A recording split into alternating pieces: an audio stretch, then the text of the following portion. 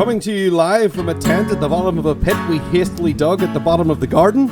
It's this week's Apocalypse. I am your co-host, Kevin Lenihan. With me, as always, is John Ferris. John, how are you doing today? I am a little confused. I'm not sure. Well, there's something hunting us. We know that much.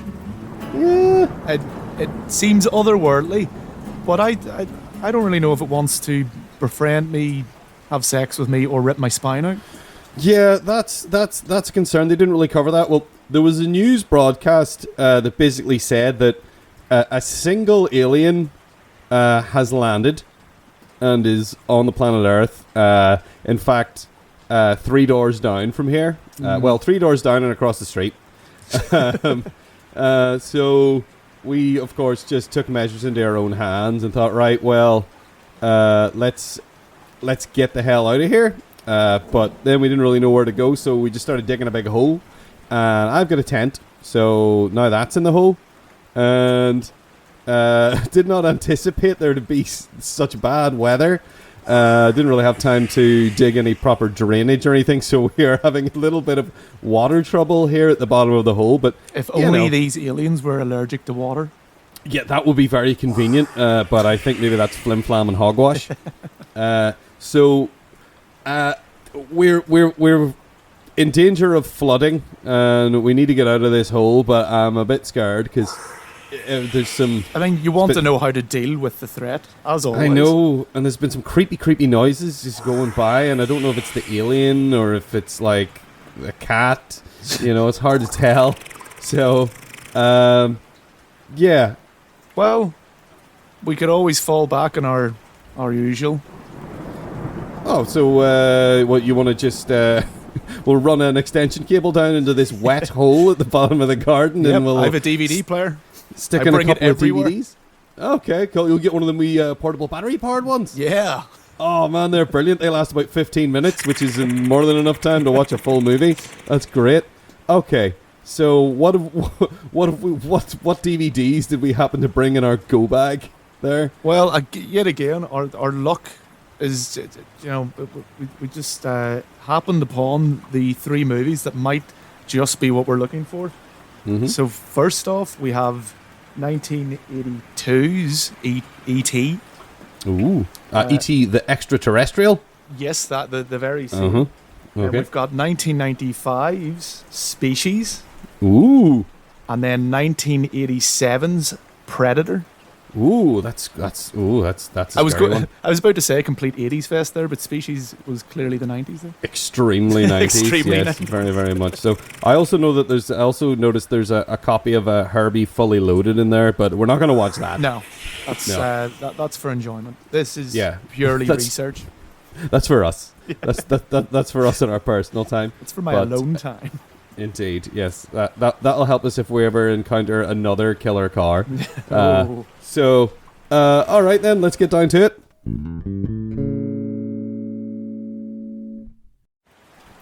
Okay, well that's that done then. So I guess we'll start off with the most recent of these films. Mm-hmm. Roger Donaldson's Species. Now, John, what did you think of Species? Ooh. That is also what I feel about Species, though. So that was kind of well timed. That was very coincidental. It's good. Species is, as we just said, uber 90s, and not good 90s. Unfortunately, it kind of starts off a wee bit. You could almost see it as like maybe not one of the better episodes, but an episode of the X-Files. It kind of starts off all right. You're kind of like, okay, yeah, there's alien thing that it's like an alien hybrid, isn't it? They've mixed it with human DNA for God knows what reason, and because the aliens told them to. Oh well, yeah, you do everything an alien tells you. Yeah, but it goes downhill from there. It's funny you should mention that it's like an episode of the X-Files. It is literally like there is an episode of the X-Files that is about, which essentially this film, what this film is about is essentially an alien that is sort of having sex with, and then various people, and then the people are dying, showing up dead. I believe the episode was very tastelessly entitled Gender Bender. All right. In which it's about well, you don't the big twist at the end of the spoilers for like a 30-year-old episode of the X-Files here, but it does actually turn out to be an alien, like some kind of Amish cult or something. But in the context of that episode, it has sex with someone. Say it's a woman and has sex with a man, and then the person dies from that, and then it would then turn into a woman, and then go and have sex with a man, and then I vaguely remember that man turn into a man, and then go have sex with a woman, and it was a whole thing. But the sort of end sort of result of that is kind of similar to this, in that like they're hunting this thing and there's leaving a trail of bodies. In a sort of something tried to have sex with these people and now they're dead context. So you're absolutely spot on with that. Well, unfortunately, the alien in question here is very unsuccessful with having sex, despite looking like a very attractive woman in LA of all places. She really struggles to find anyone to sleep with. Well, for a large portion.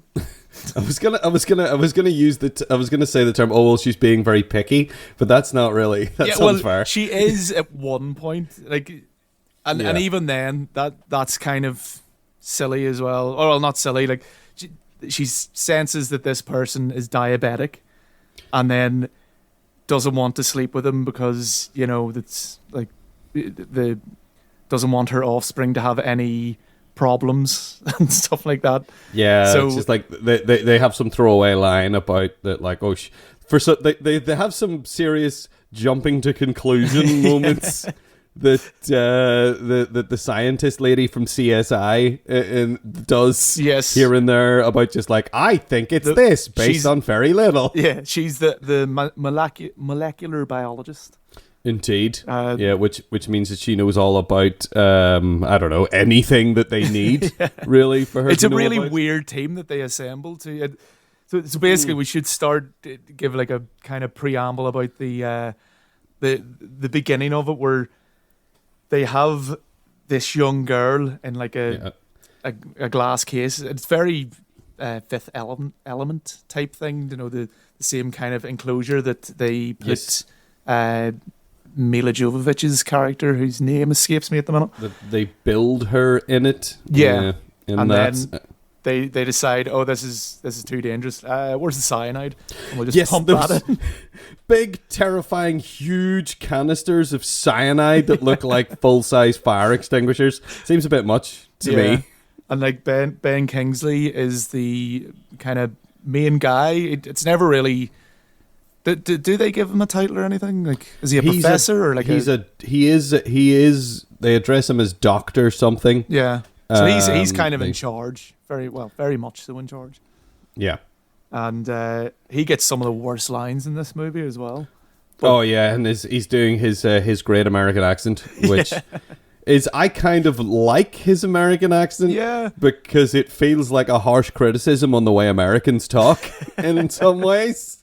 Like it's really overwrought, and it does slip into English here and there. Well, you know what? In this day and age, you don't know. There's people can have American citizenship, but it doesn't go into his background that much. Maybe he went to school in like Oxford or something, and then came back to America, and he brought the accent with it. I don't know, but.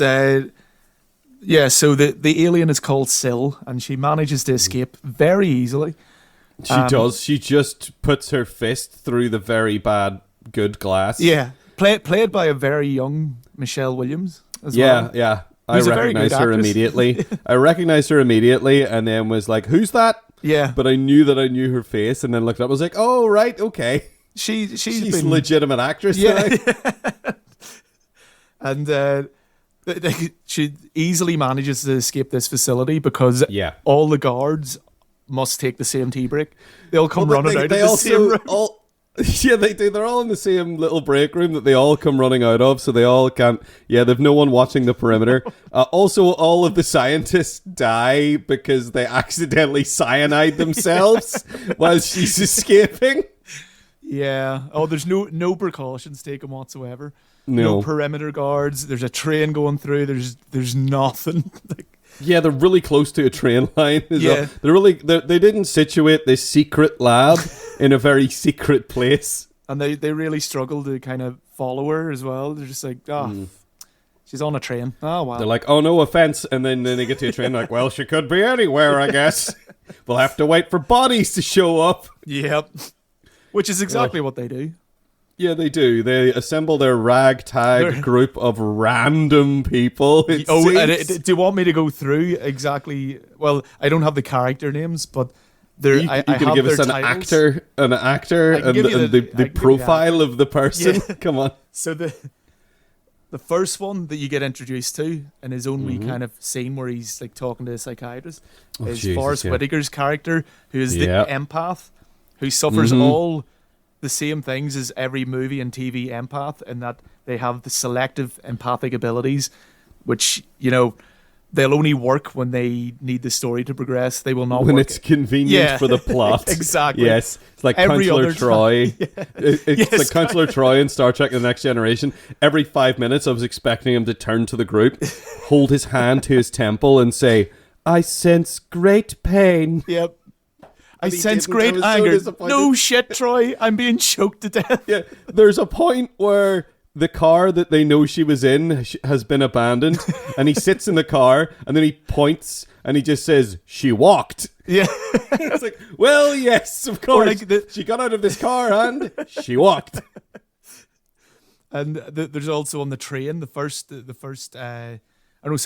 the first person she kills, but it's a train conductor lady that when Syl goes into this cocoon-like state, and the woman walks in and she ends up killing her, and they later go into that cabin and they're looking at it, and he says something along the lines of something bad happened here, something like that. He's like, no shit. Yeah, and there's fucked up guns all over the walls and a dead woman on the floor. Oh, something bad happened in here, lads. Damn, did you know? Those empathic abilities.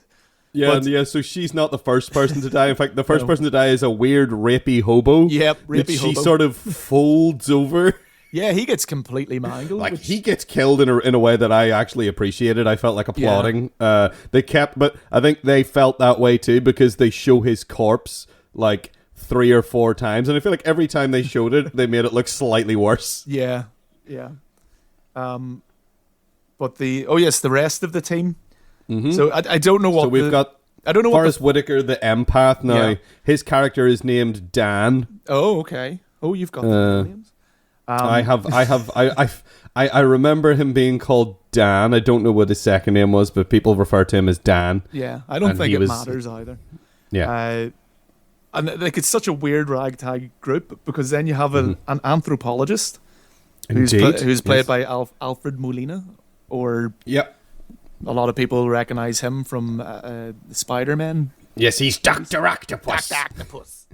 He's got big robot arms. Yeah, he's got big cool robot arms. Yeah.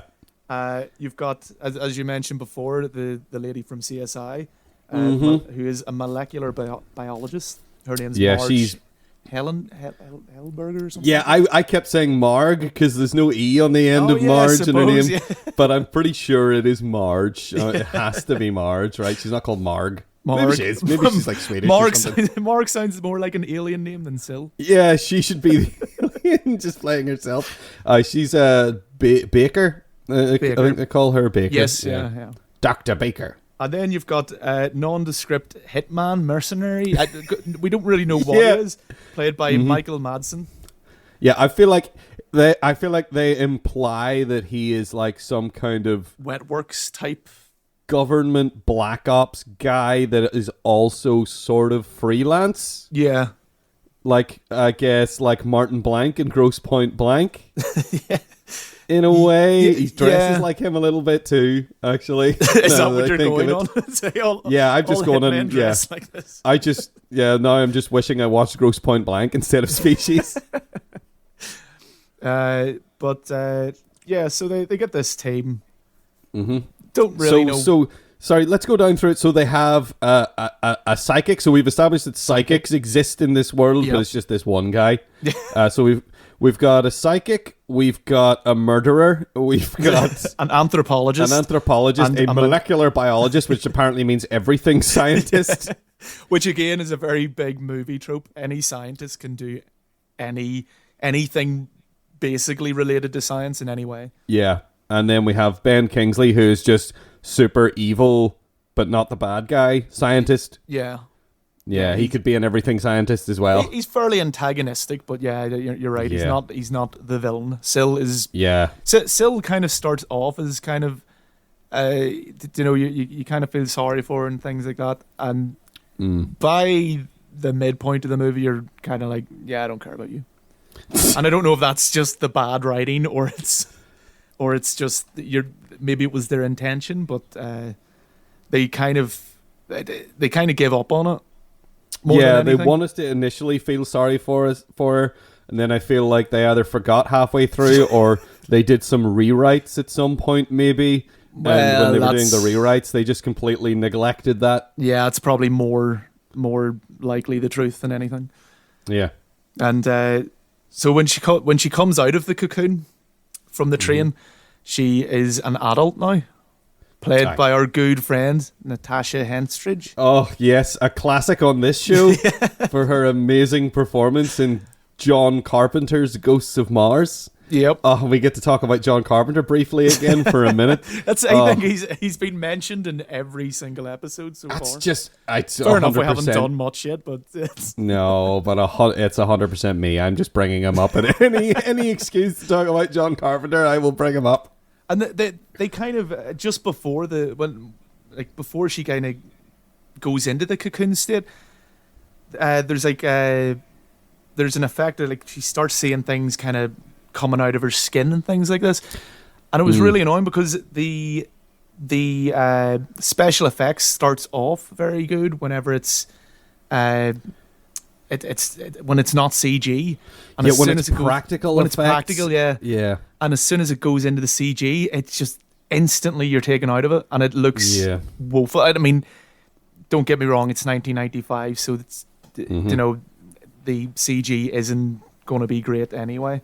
Yeah, but it really ruins it. I kind of wish they just stuck with the practical effects because some of that stuff did look horrible. It looked kind of like The Thing. Yeah, and stuff. It's definitely important to talk about it because all three of these films are. I'm just going to declare that all three of these films are monster movies. Yes, people might not think E.T.'s a monster movie, but we'll address that. Oh yeah, I've some. Yeah, but theories. The effects, whenever it comes to monster movies, if you're going to show the monster, it has to be good, or do you have to shoot it in such a way that it looks decent? But she has like a couple of like dream sequence bits where she's dreaming. I think it's supposed to be her like thinking about mating and wanting to mate and have a baby, and like they shoot that in such a way that it's all distorted and weird, and you don't really get a good look at what's happening. Yeah, and that looks kind of all right. Yeah. Now it does look exactly like the alien from Alien. Well, it's designed by H.R. Giger as well, so and it's awfully close. Yeah, it is dangerously close. I mean, he's got a certain style, let's say. He does. But I think when I was reading about it, he had concerns about it being too close to Alien. Yeah. When he had designed it and done the design and then read the screenplay. And I think they rewrote it then because he was like, okay, I've designed this thing and its arms and legs and ribs are basically, its torso and its limbs are essentially identical. Yeah. The only thing that's really different is the face. It has a sort of humanish face when she changes. And he kind of, he probably left out a few more penises and vaginas because he tends to throw those in. They probably, the first draft, I'm sure, had a lot more. And they were like, Giger, dude. If they'd let him do any environmental design, they would have been fucking everywhere like they are in the ship in Alien. But not here. Not here. No. And do you remember the ridiculous line from Ben Kingsley about why because they could have made Syl male or female. Do you remember why they made her female? It's so stupid now. Supposedly. They do address how stupid that is. Yeah. Michael Madsen says it like 3 or 4 times. Is it to make her Clearly. more docile and controllable? Yeah. I think is what he said. Is why she's female. And he, of course, has the like anyone could write this line. You haven't met my ex-wife, kind of line or something along those lines. Yeah, we suddenly are like, oh right, so he's that guy. It's like clearly you haven't met my wife. Take my Sounds wife, like please. my ex-wife. Hey, yeah, exactly. It's fucking Don Rickles. Fucking take my wife, please. Like, Jesus Christ, mate. Yeah. So she sounds like my wife. Just becomes this fucking coda in my head throughout the whole goddamn film because I'm waiting for them to say it again, and then they fucking do. Yeah. You know, they keep going more docile and controllable, huh? Every time they come across a corpse or chaos, or she outwits them in some fucking obtuse, stupid fucking way. Like, oh my god. The way she evades capture is just... Get in the car. The part where she fakes her own death is so fucking daft.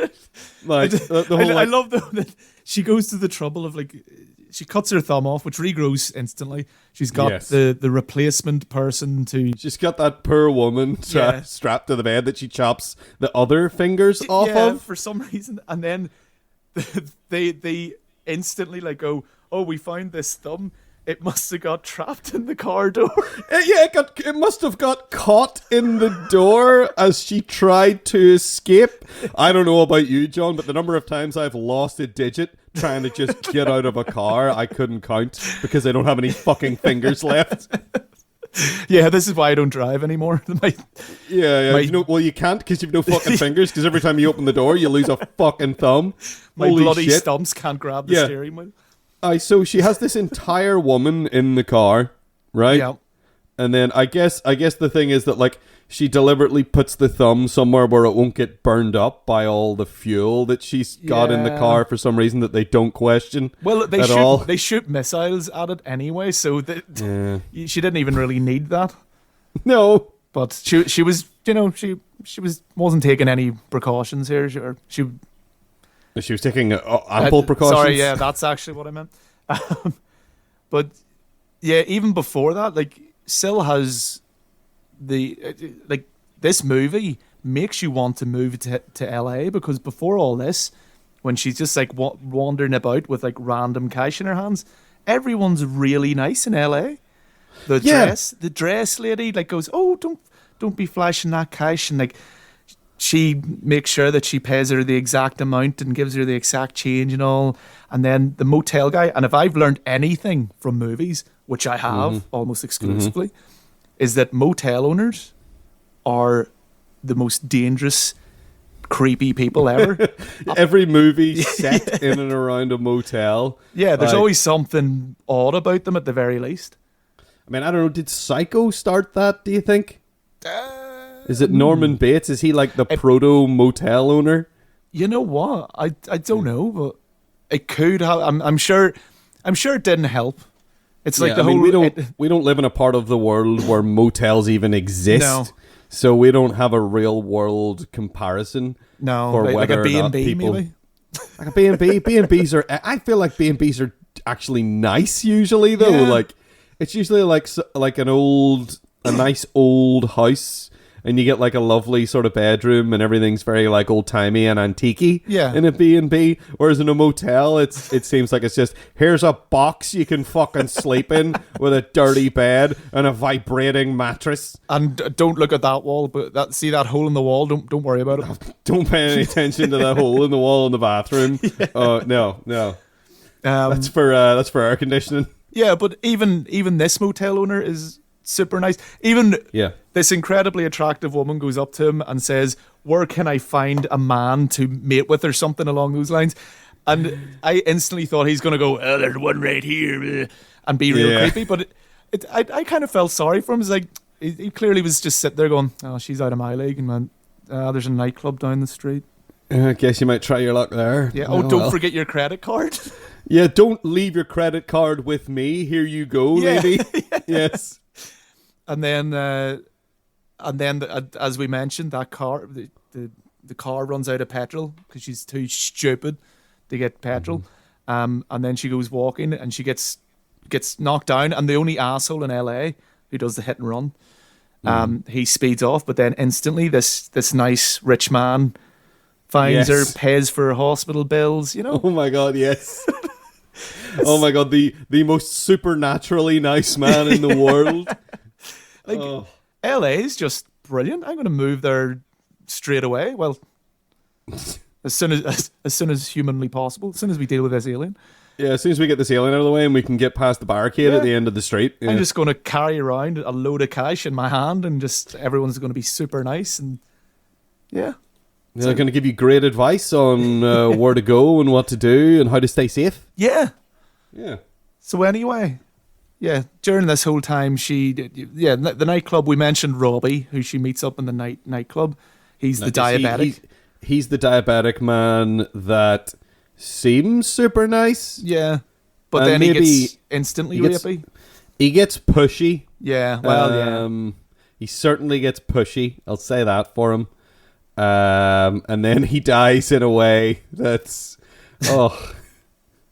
it's nasty. I mean, I laughed when it happened because it was so fucking absurd.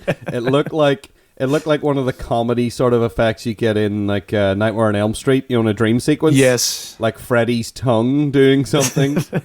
So he gets weirdly, you know what, let's just lean into it. He gets weirdly a bit rapey. Yeah. And then she's trying to leave because she's like, oh no, I don't want to do this anymore, because she, like, we learn later, has some kind of weird supernatural gift to, like, know that he has some kind of genetic predilection towards some kind of what is deemed as a flaw or a mutation or something, which turns out he's diabetic. They find his needles in the bathroom when they're investigating the crime scene. If vampires were this picky, they would have a lot of problems.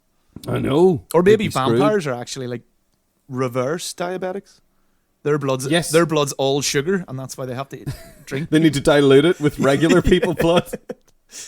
Yeah, so she then decides, oh no, hold on, I've just realized this about you, now that we're alone and you can die secretly. You can die secretly. Yes, you can die in secret.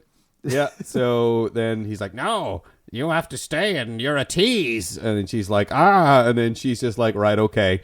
So then she starts to like, kiss him and stuff, and then grabs a hold of him, and he's like, and then we have the fucking Freddy Krueger dream sequence style. Her tongue smashes through the back of his skull and then waggles a little bit. Oh god, yeah, that's right. It's like that. It's like out the back of his skull. I'm waiting for the fucking cartoon fucking sound effect, because I've seen so many fucking Nightmare on Elm Street movies, and that's exactly what they would do with that big rubber tongue. Yep. It's also suspiciously similar to what the alien does in Alien with its little mouth. Yeah, which again doesn't help with the, Geiger kind of going, this is too similar to... the Geiger connection. Yeah. The Geiger connection, that sounds like a good movie. Mm-hmm. And then the second guy, the super nice guy who pays her hospital bills. Yes. He doesn't really seem kind of up for it. He's like trying to answer the phone and stuff like that. Yeah, the phone rings, and then they're getting down to it in the swimming pool, and then his phone starts to ring, and he's like, oh, better answer the phone. She's like, nope, yep. You come on back. But then when they show up at the door, she is so ready to just be like, nah, you're dead now, mate. Yeah. She just holds him under the water and drowns him. And he's kind of up for it until... And in fairness, a lot of people can identify this. As soon as she goes, I want a baby, he's like, oh, no. Oh, yeah. Yeah, she says that, and he's like, and then she becomes the rapist at that point. Yeah.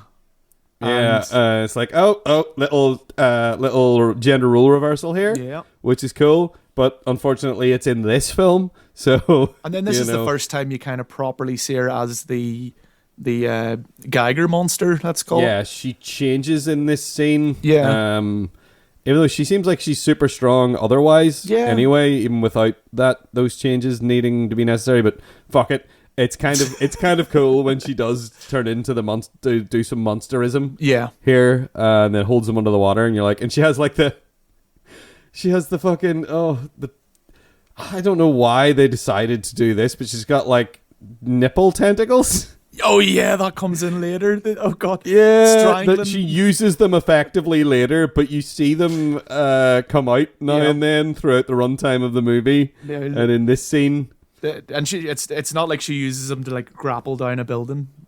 no, Like nipple no, rope. no. She just seems to use them to like Strangle people. strangle people, or like they go down the guy's throat, Yeah. and that's bad. There's some weird choices in the design of the beastie. Yeah, I don't know. I think I don't understand the reason for the nipple tentacles, but fuck it. Yeah. You know, it's actually kind of funny when it's happening, and I was amused by it. Yeah, but I don't think that was their intent, was for it to be funny. I think it's meant to be horrifying, but yeah, it's hilarious. It's hilarious when it happens. Every time the nipple tentacles crept out, I was like, "Oh, here we go!"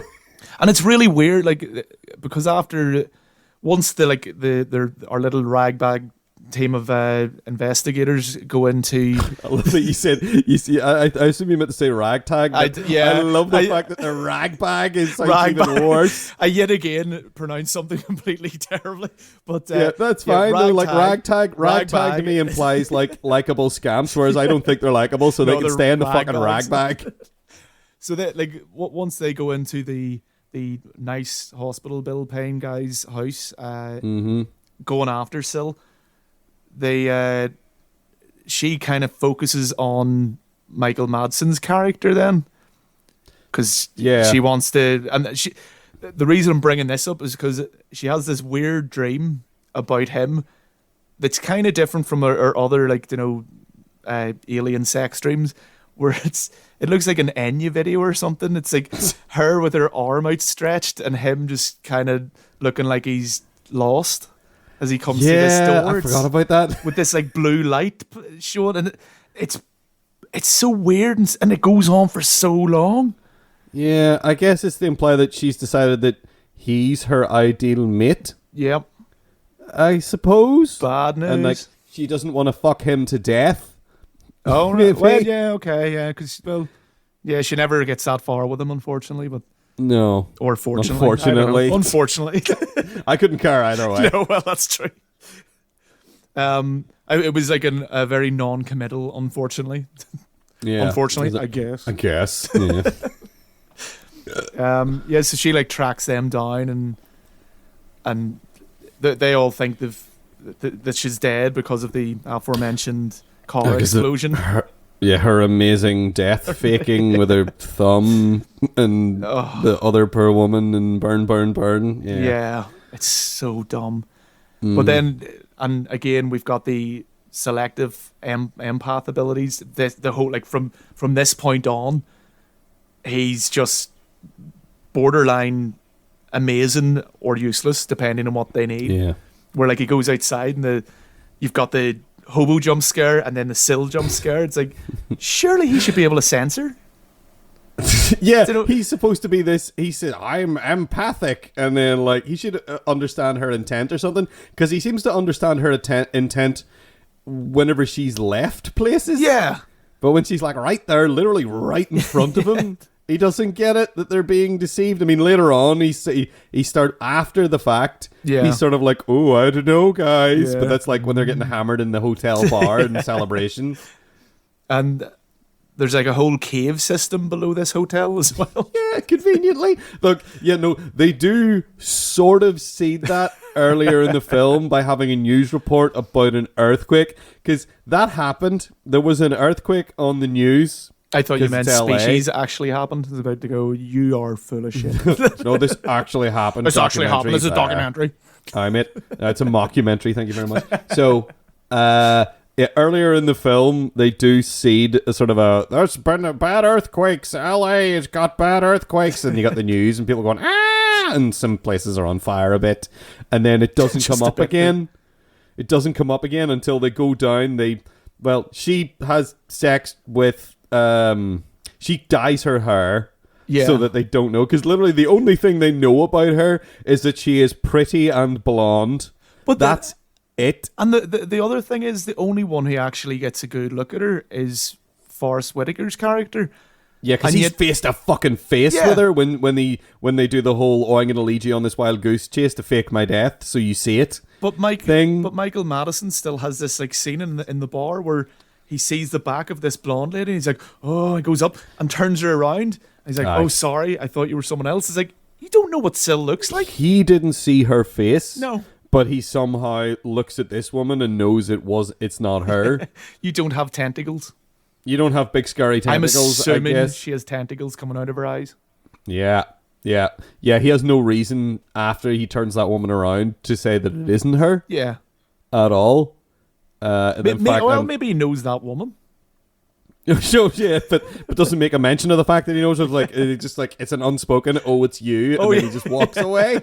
That's his ex-wife, the non-docile ex-wife. His non-docile, non-controllable ex-wife. Oh, my ex-wife. Oh, jeez. Fucking hell. Right, yeah. So that doesn't make any goddamn sense. No. So she dyes her hair black or brown, and then we are exposed to in that scene Alfred Molina being a horny nerd. Yeah.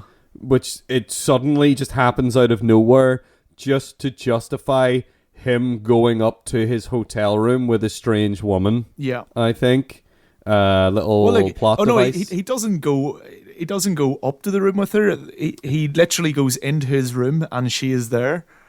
That's right. She's already there waiting for him. Sorry, I had a thing in my head where it's Michael Madsen that shares the elevator ride up with her. Yeah, that's it.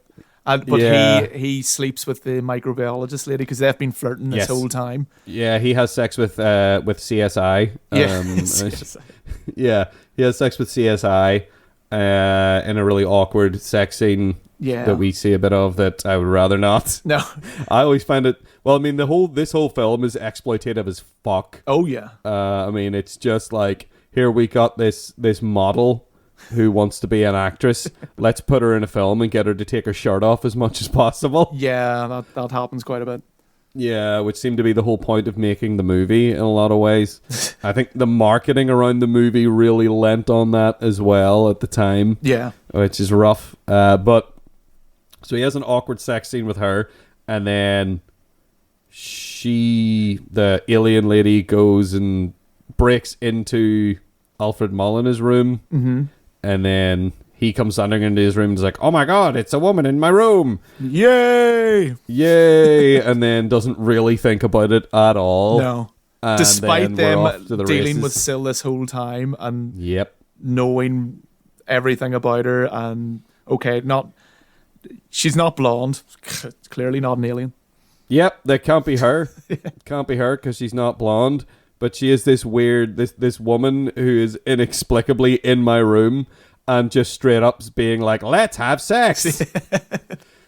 Yeah. And that of course, must happen to him a lot. Yeah. Well, you know, the world of anthropology. Mm-hmm. You have to beat them off with a stick.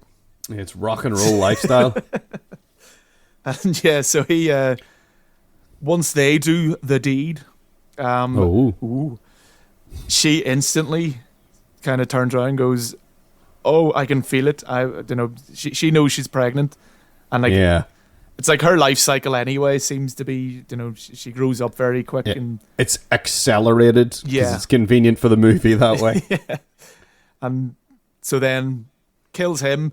Yeah, during this whole time there as well, there's this whole so right up until this point, they always take what Forrest Whitaker says. They go with it straight away. It's like as they believe gospel. His empathic abilities are beyond reproach. They're unimpeachable. If he says it, then let's that's act what on happened. But for some reason, it's around about now they decide, are you sure? But what? But we took care of it. Really? In the room next door. In the room. Well, hold on. I want to get my pants on first, and then I'll get my gun. It's even worse because he does take a little bit of convincing, and then when he says, no, I believe you, and then he's like, I'm going to go and get dressed. And then let's go get Ben Kingsley as well. And they take so much time and then go, right, now's the time to go in. Yeah. And unfortunately, Alfred Molina is already cut up to bits. he has been murked by the alien already. Yes, and she's away, and then we get the whole here's a finale we wrote, but it needed to be in an underground cave system for some reason, so we had to find a way to have that happen right after this scene in the hotel. Yeah. So I feel like that's one of those sort of, we need to go back and write in this news report on TV about the earthquake, so that when they follow the trail of bodies down to the basement of the hotel, they can see a big crack in the wall and say, must have happened during the earthquake. Like, all right, cool. And then they go through, and then suddenly they're in the sewers. Yeah. No, they go down the sewers. No, they go down the sewers first. Leads to the cave system. And we know it's a sewer entrance because it's surrounded by toilets. Yeah, that's right. There's that corner of loose, unplumbed in toilets sitting around the fucking manhole cover that leads down into the sewer system under the hotel. That's a toilet. Why are they there? Is it just that they were thematically appropriate to be next to the sewer entrance? Kevin, that's a toilet farm. Where do you think toilets come from? Is that where they grow them? Yeah, do they toilets grow out of? And then you get the harvest comes in every August, and they go and they collect the toilets. I'm not going to argue with you because you know a fuck sight more about plumbing than I do, so I'm not even going to fucking challenge that. You really should. I forgive this film; it's flawless. Right, yeah, so that was the only problem was the random toilets. Yeah. So they go down into the toilet farm or the sewer, and that's where they see the crack in the wall, and they're like, "Must have happened in the earthquake." They also use flamethrowers with reckless abandon because like there could be gas lines or anything, and they're just like firing them in these cracks and just going, in this because they're in a room. They actually enter into a room that is full of crude oil. Yeah, I guess it's just this big pool of crude oil that is there that they look at it and say it's oil, and you're like, okay, right, I see exactly where this is fucking going. It's a big pool of oil. They've brought flamethrowers. Did you find this whole end sequence completely incomprehensible? It was just nonsense. Yeah, I couldn't understand the layout of the chamber they were in, because by the time they get there, she's had the child, right? Yeah. And you see that, is it CSI goes to, look up, and there's the kid's, up on this ledge? Yes, yeah. Or whatever, and we see the kid sort of mooping about in there from the back, covered in, weird amniotic fluid or whatever the hell it is. Slime. And she's like, it's not that high up. No. She's able to sort of pull herself up a wee bit and look. And then she decides to go around some weird route to get around up a ramp to the kid. Yeah. And I'm like, where is she relative to everybody else, and what's going on, and where you'd think the way they have bigged up in the last 20-25 minutes the sudden maternal instincts of this monster, and yet she's had this kid and she's nowhere to be seen. In fairness, she just gave birth, so she's taken a wee while to rest. Yeah, okay. You know what? Thank you. Okay, you've just excused that. That's fine. I'll let you do that. Fair enough. Yeah, I don't think either of us are going to argue. You just had a baby, so what? Yeah, but that's when we get introduced to Frog Boy. Anyway, Frog Boy. Frog Boy with the his baby. weird limbs. Yes, his weird limbs and because he's sort of while he's still a human-looking child, we have these rats that we've been seeing for a few minutes for no reason, and then the rat scurries by and he does this thing, and his tongue. He does this weird thing for some reason where he reaches out with one hand. Yeah, before he does his frog tongue spear move. Yeah, it's does he have to do that?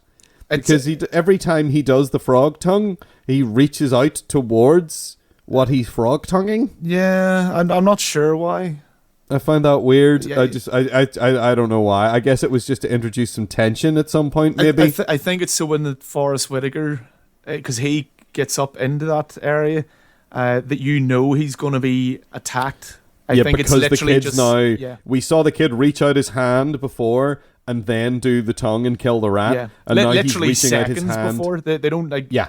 it's not like a callback in the sense that like they do it and then a load of crap happens and then you see Forrest and then you're like, oh, I need reminded that this happens. They could, it is literally the next sequence is he gets up and the kid reaches his hand out to him. And you're like, oh, here we go. Forrest's in trouble. Dan's in trouble. Dan! But Dan! But no, he survives. And then he's hanging from a cliff over the oil's now all burning. It's just a mess. And then the terrible like Geiger monster jumping about in possibly the worst CG. That is the worst sort of special effects moments in the movie all happen in this scene, because it's like it's 100% CG, this whole scene. Yeah. And I get, you can say like, oh, we'll forgive it for the time and stuff like that, and I guess so, but the problem is that if they shouldn't have been so brazen. Yeah. Because it doesn't look right. No. It looks really awful the way it moves. It like its legs move in such a way that it doesn't look like it's really moving across the surface that it's on. Yeah. You know, there's something incongruous about the speed of the camera and the speed of the effect. Yeah. Where it feels like it's got no friction on the ground or something. It makes it feel even less real. And in fairness, than it would otherwise. I've over the last year or so, I've been watching this group on YouTube called Corridor Crew, who they deal with like a lot of CGI, and they're all special effects artists themselves, and it's very interesting what they do. But they go through a lot of scenes. I actually think they did this scene as well, and you kind of find out a little more kind of behind the scenes kind of things of like, they'll say, yeah, this was probably two artists who, and I mean, I'm not talking about this one specifically at the minute, but they'll say about certain scenes, you know, it was probably two artists who had a deadline of like a week, and they didn't have all the technology that we have now to do this. Yeah. And sometimes you can kind of be, okay, that is actually impressive. But I think even with this one, they were going, yeah, it's kind of bad looking. Like, they're genuinely nice guys, and they try to look on the positive of these things. But I think even with this one, it's like, yeah, that's just bad. There's no shadow. There's, you know, all these things that they have to think about to make something look like it exists in those frames. Yeah, and when you've got like pressure from a studio, maybe that adds this whole other element of, well, this just needs to get done. And they've asked us for this thing that maybe we think is going to look bad, but we're going to do it anyway because that's what we're being paid for. Exactly. It's like, I always think about, again, I'm going to bring up John Carpenter here. I always think about In the Thing, sort of a counter to this. In the Thing, it's mostly practical effects. It's almost exclusively practical effects. There is one moment in The Thing where they use animation, they use stop motion. Yeah. It's a point where a tentacle comes out of the ground and grabs a detonator and pulls it underneath. Now, for that sequence, they made a lot more stop motion. Yeah. But John Carpenter said, whenever they commissioned it, basically he said, if I can tell it's stop motion, I'm not going to use it. Wow. And he didn't. Yeah. So there's this long scene with the I guess they call it the blur thing. Yeah. Which I've actually got a little thing on my lapel of that here, because I am obsessed apparently. Yeah. But it's the blur thing. So there's a whole sequence with that coming out of the ground, and it was all stop motion. And he basically took the decision to say no, because that looks so obviously like an effect. Yeah. Even though it's like, I've seen it, it's on the DVD of The Thing. You can watch that sequence. And for a stop motion animation, it looks pretty good. Yeah. But, 100% you're looking at it and you're thinking, that's a stop motion monster. That doesn't look real. Whereas the effects in the rest of the thing look incredible. Yeah. Because it's all like really good, like light, goopy, nasty, shiny, slimy latex and that kind of stuff. And that's why I think, the practical effects really, I usually prefer them. Again, it depends how everything's used, but there's a good way to use CGI, and well, I mean now you can, it can be difficult to tell if something is real or not these days. It's unfair to compare it to something modern. Yeah. Oh yeah, definitely. Yeah, I don't want to do that. But especially this film was 1995. Yeah. the CG was in its baby shoes, very much so. in its infancy.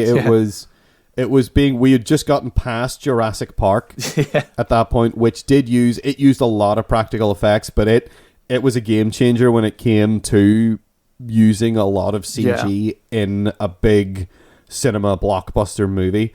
But that's a film that's made by Steven Spielberg and has probably, like, the budget, I'm sure, was immense. Yeah. And also someone like Steven Spielberg can say he has the power, much like John Carpenter did when he made The Thing. Yeah. Because he had come off doing Halloween and Halloween 2, and he had sort of a bit of clout then, where he was like, I have final call on these things, whereas maybe the director of this, you're like, he has to deliver a film to a studio, and he's got this, and he can't maybe sit there and say, no, we're not going to use that, we're going to do this instead, and like you're like, nah. Because like, when it comes to making a movie, you know, it's not just the director that's responsible. There's a lot of auteur directors out there where you can say, yes, this director had a lot of control over the final cut, but sometimes they don't. I mean, something like Alien 3 is the perfect example of that, where it's like David Fincher, before anybody gave a shit who David Fincher was, who had this great idea for a movie that just got completely torn apart by the studio. Yeah. So you can't really blame the director, maybe, or although there is some people who just looking like shit. There is some people who will argue to the death that the Alien 3 is the best one. Those people are wrong. Oh yeah, I completely agree with you. Those people are very, very wrong. But it could. I remember reading about that before, and I remember his one sounding much more interesting and a lot better. His was, you know what, if I was a studio executive and I heard David Fincher's crazy idea for the third Alien movie about like a wooden sort of space station full of monks that was like a monastery in space, and it was made out of wood, and it was like a wooden planet almost with like farms on it and stuff, I would have been like, mate, this is the sequel to Aliens, so no. But like looking back on it, you're like, I would have loved to see that film. That would have been wild. Yeah. But yeah, there's no way studio was going to take a risk, especially because David Fincher hadn't really done much up to then. That was his first feature film. He had done like music videos and stuff before that. They're not widely known for taking risks. Movie studios. Big movie studios, no. So they didn't in this case, very, very much. They did not take big risks with Species. No, yeah, and we can rag on all day about how bad the effects look. I mean, the big spindly child when it changes looks terrible. Yeah, it's got like a human man. It's got the leg of an adult male, and like like its body's all different proportions. But again, the CG isn't up to the level to make it. I don't think this would look good anyway. You know, even if it looked real, it still looks daft. It's like, I saw the end of It Chapter 2 and that looked fucking atrocious. And that film probably had a huge budget and only came out like 2 years ago or something. So no. Yeah, conceptually that was a bad idea as well. So then that whole end sequence is, I think as well, like, you kind of are switched off at that point because the movie's not, it doesn't really hold your interest at this point, and there's no tension. You feel like they've tried to build the tension, but at the same time, the CG things are just like, well, they don't look real, and I don't feel like there's a lot of stakes really here at all. Like they kill that thing just like it's nothing. Yeah. The child gets murdered because the whole thing's about, we need to stop her having a child. So you think like, oh no, it's happened that she's had the child. Oh, this is going to be a big deal, and they just torch it and that's it. Yeah. Well, their thing with the child is if a male is born, then the male could have like it could impregnate so many women, whereas like the female could only carry one child at a time. Yeah. But the rate at which she has the kid kind of puts that in a whole sort of background. That doesn't make nearly as much sense because the moment of conception to birth, it's probably about 8 minutes. Yeah. If even.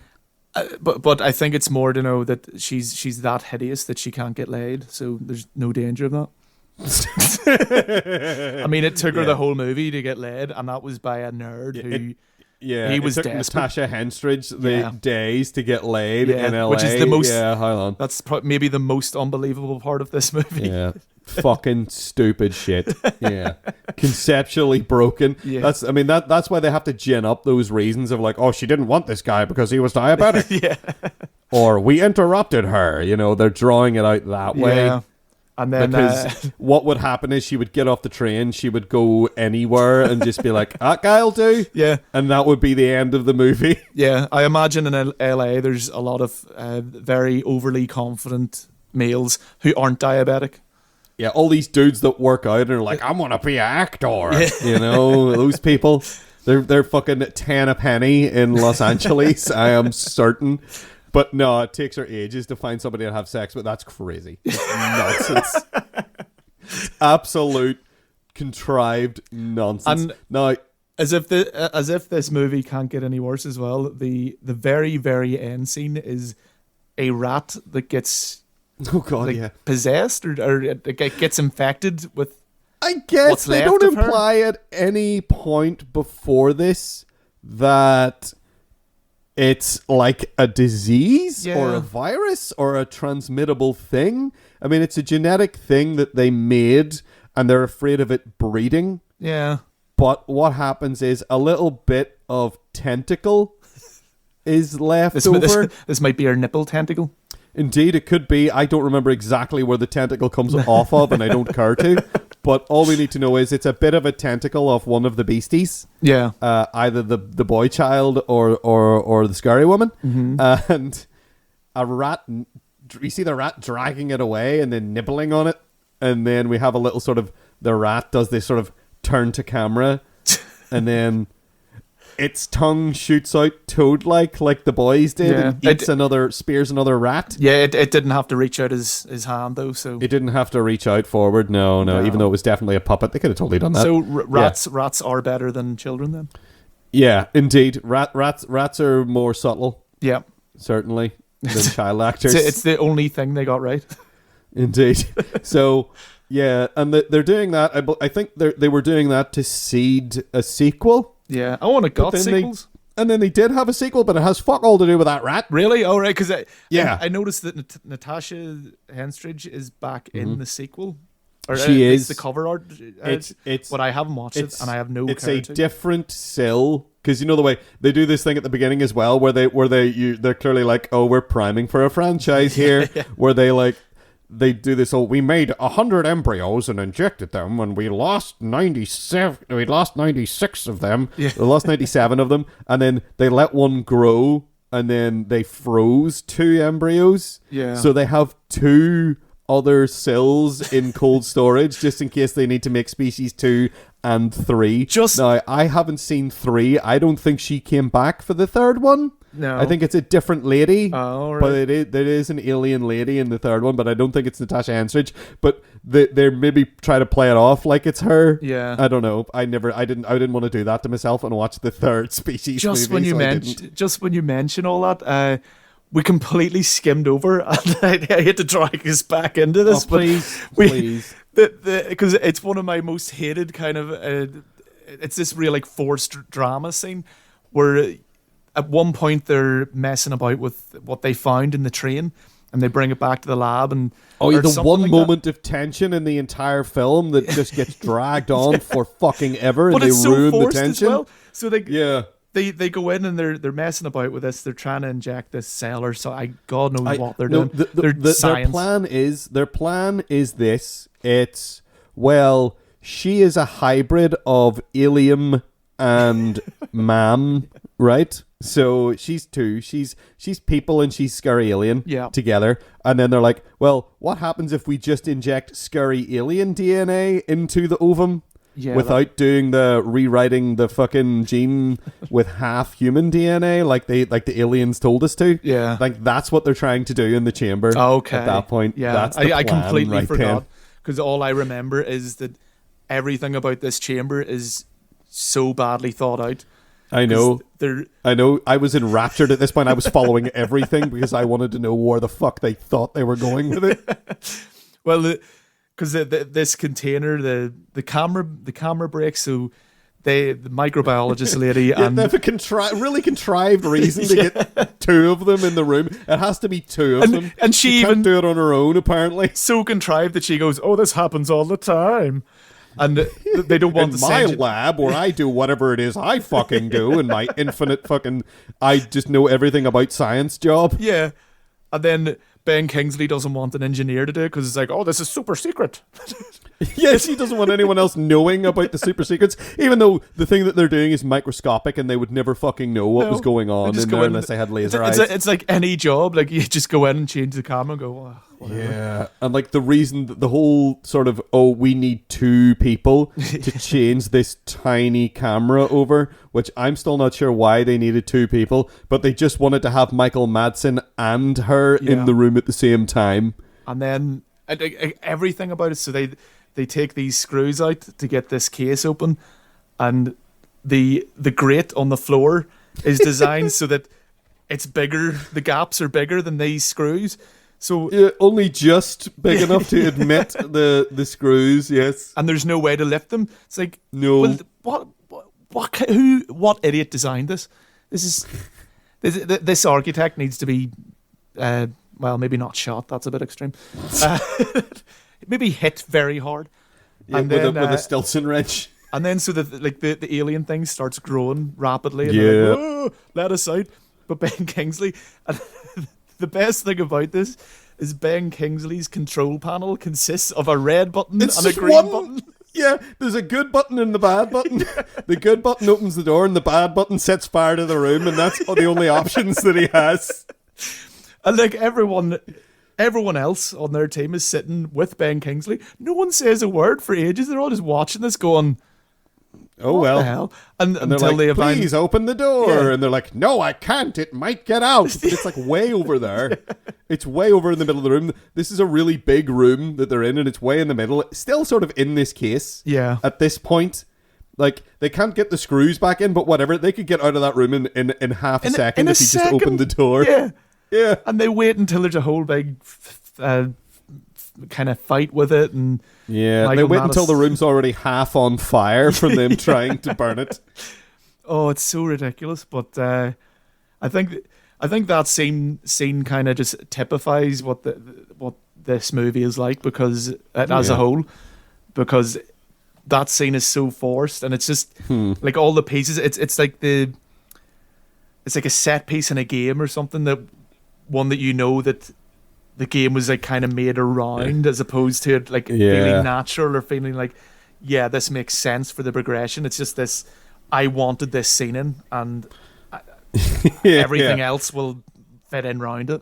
But this is in here because I thought of this scene, not because it made sense for the story. Yeah, exactly. Yeah. And because they learn nothing from that at all. It has no purpose. No. There is no sort of, it doesn't lead them to any conclusions about tracking down the alien. Which is why, or how to kill the alien, really. Which is why we managed to skim over it without even realizing, because it was so irrelevant to the plot that I completely forgot about it, but it is so stupid. It's the part where they keep saying, it's underneath the grate, and the people outside keep shouting into them that the screw fell down the grate, and they know the screw fell down the grate because they're still trying to lift the grate, and they say like 3 or 4 times, I can't lift the grate, it's welded shut, and they just keep saying that in case you were like, I guess they're worried that maybe you're in the cinema and you can't hear the film over how much you're chewing your popcorn or something, and maybe you missed it the first 2 times, so we'll just shout again that the grate is welded shut. By the way, maybe you missed it because you fell off your seat, because you've just been sitting on the edge of it this whole time. I was the edge. Yes, because this is the moment of tension. The completely flub. Yeah, is Ben Kingsley going to hit the green or the red button? I don't know. I hope he hits the red button, but I also hope he hits the green. I don't know. At that point, I'm not sure what each button does. No. At that point, and you don't know what each button does until they actually hit one of the buttons. When you go, oh, that's the door open button. Yeah. Okay. Why is the door open button red? Indeed, and like, that whole scene is just pointless. Yeah. It made no sense, and I'm glad I forgot about it. I would say the whole movie's pretty pointless. Yeah, I mean, I feel like they have a sort of a decent starting premise. Yeah. Of, we didn't get visited by aliens. The aliens sent us secret DNA coding. Yeah, so that we they could responded make a to thing? they responded to like they sent a capsule out with what was it a quarter of a kilobyte of data or something, and it's not even a capsule. It's SETI or transmit. It's SETI. It's that. Oh yes, it's the starting point for a lot of sci-fi films around this time. Yeah, is here and a lot of episodes of the X-Files actually as well, where it's like here's SETI. It's that because it's a real thing. You know the big satellite dishes out in the I think it's the Mojave Desert. It's the search for extraterrestrial intelligence, where they're just like scanning different bits of the sky and sending out radio signals and hoping for a response. It's also where the end of GoldenEye happens, isn't it? Or is that somewhere different? No, that's in Brazil. I think that's in the jungle. Okay. But it is where 2010, the year we make contact, sequel to 2001, starts off there. I think with Roy Scheider. Oh, R.I.P. But. Yeah, ultimately, I don't feel like I was entertained by this movie somewhat. There were points where I was like, "Oh, great carnage," and "Oh, great stilted conversations between people who are supposed to be attracted to each other," but it just feels awkward. Like the bit when CSI storms off up to her room, and then Forrest Whitaker uses his Diana Troy empath ability, like she wants you to go after her, and he's like, well, yeah, obviously. Maybe I will. When he knocks on her door and she looks at the people and she literally jumps for joy before she opens the door. Did you not think that was cute? No, I thought it was obnoxious. Like everything else in this film, I thought it was trying to be clever, but was just sort of obnoxious. Yeah.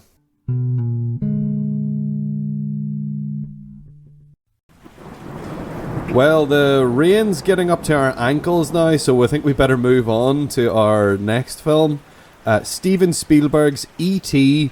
the Extraterrestrial. Now, this movie had a sort of Star Wars style special edition redo, re-release, CG crap nightmare that happened to it. Now, I watched the original same here of this. You saw the original, okay? So we didn't get because we need to establish that because there is a version of this that is somehow worse. Somehow worse because they CG'd in the ET walking about the place in a way that has aged very badly. Yeah. They replaced all the guns with walkie-talkies. They replaced the word terrorist with the word hippie for some god-awful reason.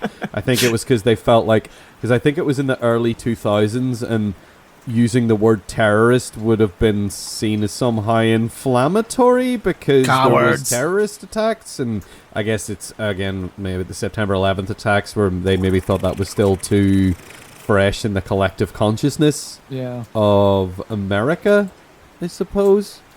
But we didn't watch that one. We watched the original cut of this film. I found out as well that something I didn't realise until I was just kind of looking stuff up about this.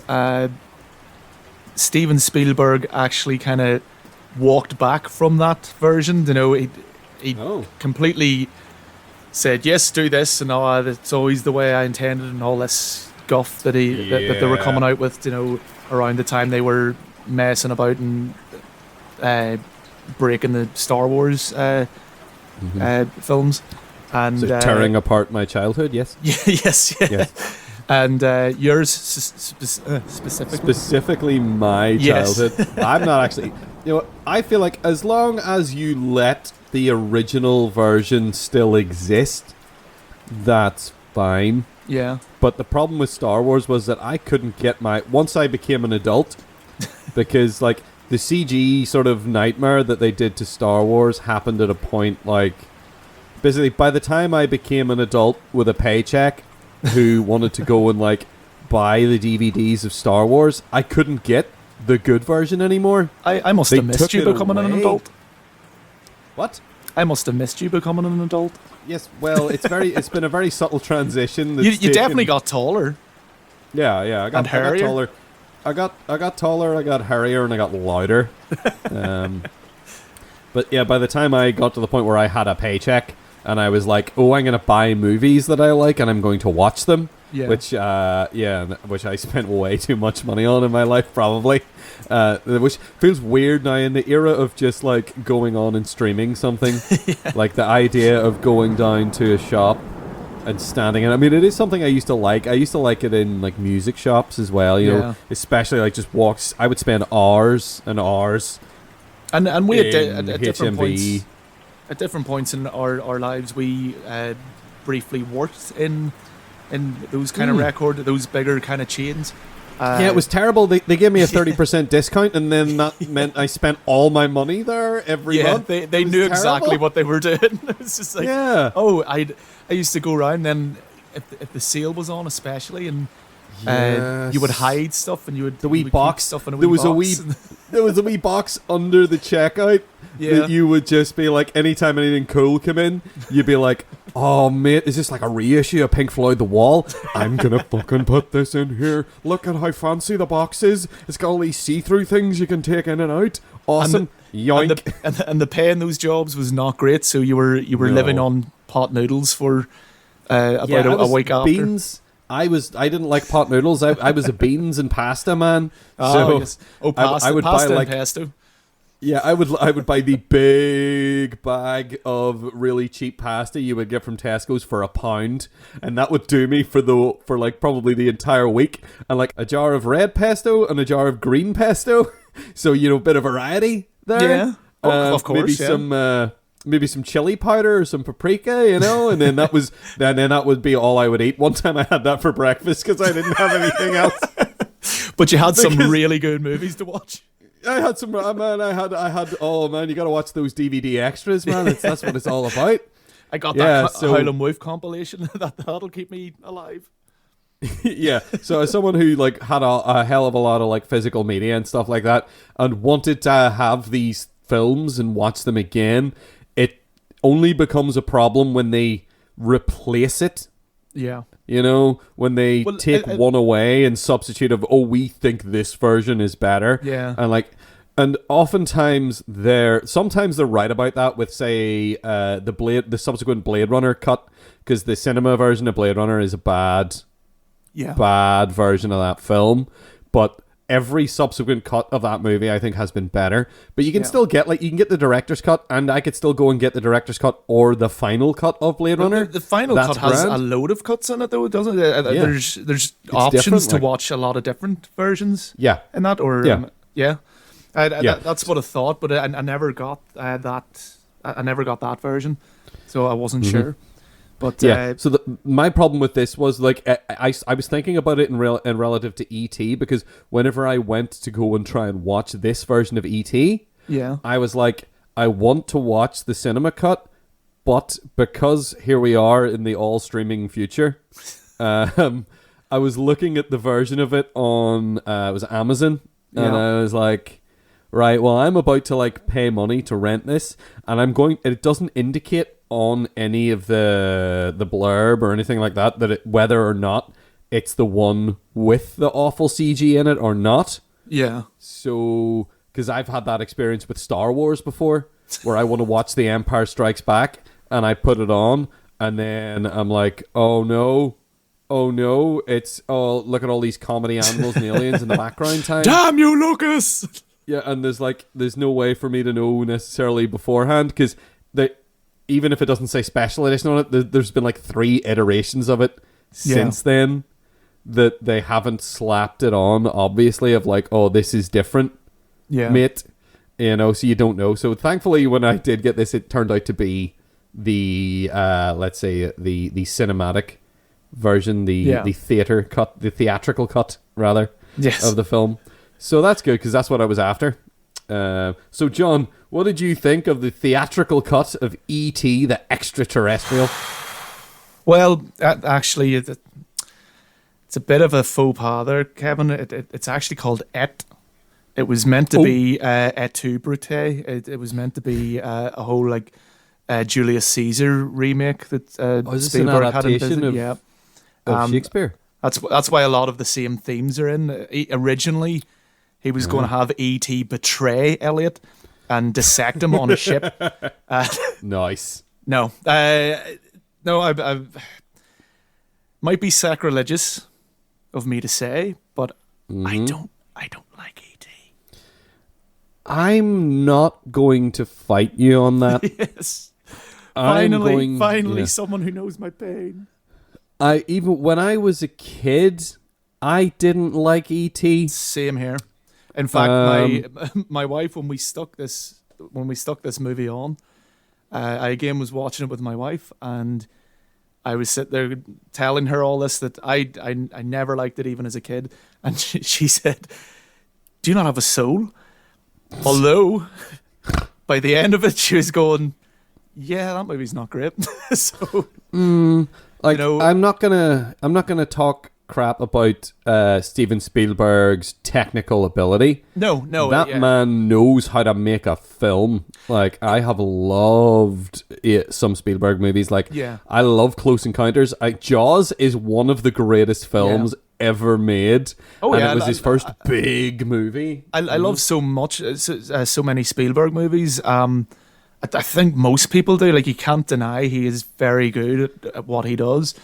But this one, for me, it seems like a personal thing. It just doesn't hit the mark for me. Like, there's a lot of, you can appreciate there's a lot of good shots. Particularly like when E.T.'s in the wee shed in the back, and the way the lights and all look, and those stills are very good. But yeah, the shots of the back garden are very, like, there's a certain tension from that sort of wide shot that you get from the lights spilling out of there.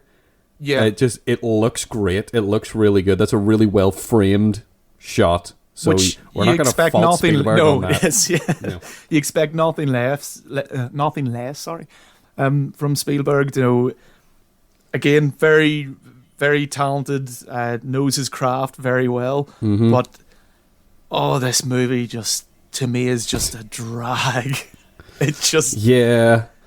I mean, I guess let's get the positives out of the way first. I guess. I thought we did. No. Yeah. So he knows how to make a film. I think that Steven Spielberg has a unique ability to get a good performance out of very young children. Yeah. Like, he did it in Close Encounters of the Third Kind as well. There's some great acting from the wee kid in that film. Yeah.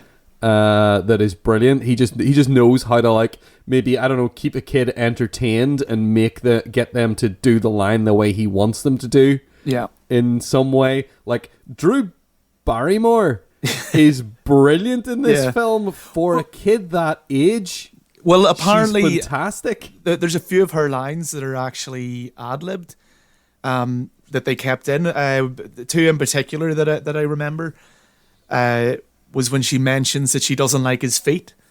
This was actually because she had seen all the wires and all the stuff coming out, and so that was her genuinely saying, "I don't like its feet," and they kept that. They kept. It's just that a little kid going, "I don't like that." Yeah.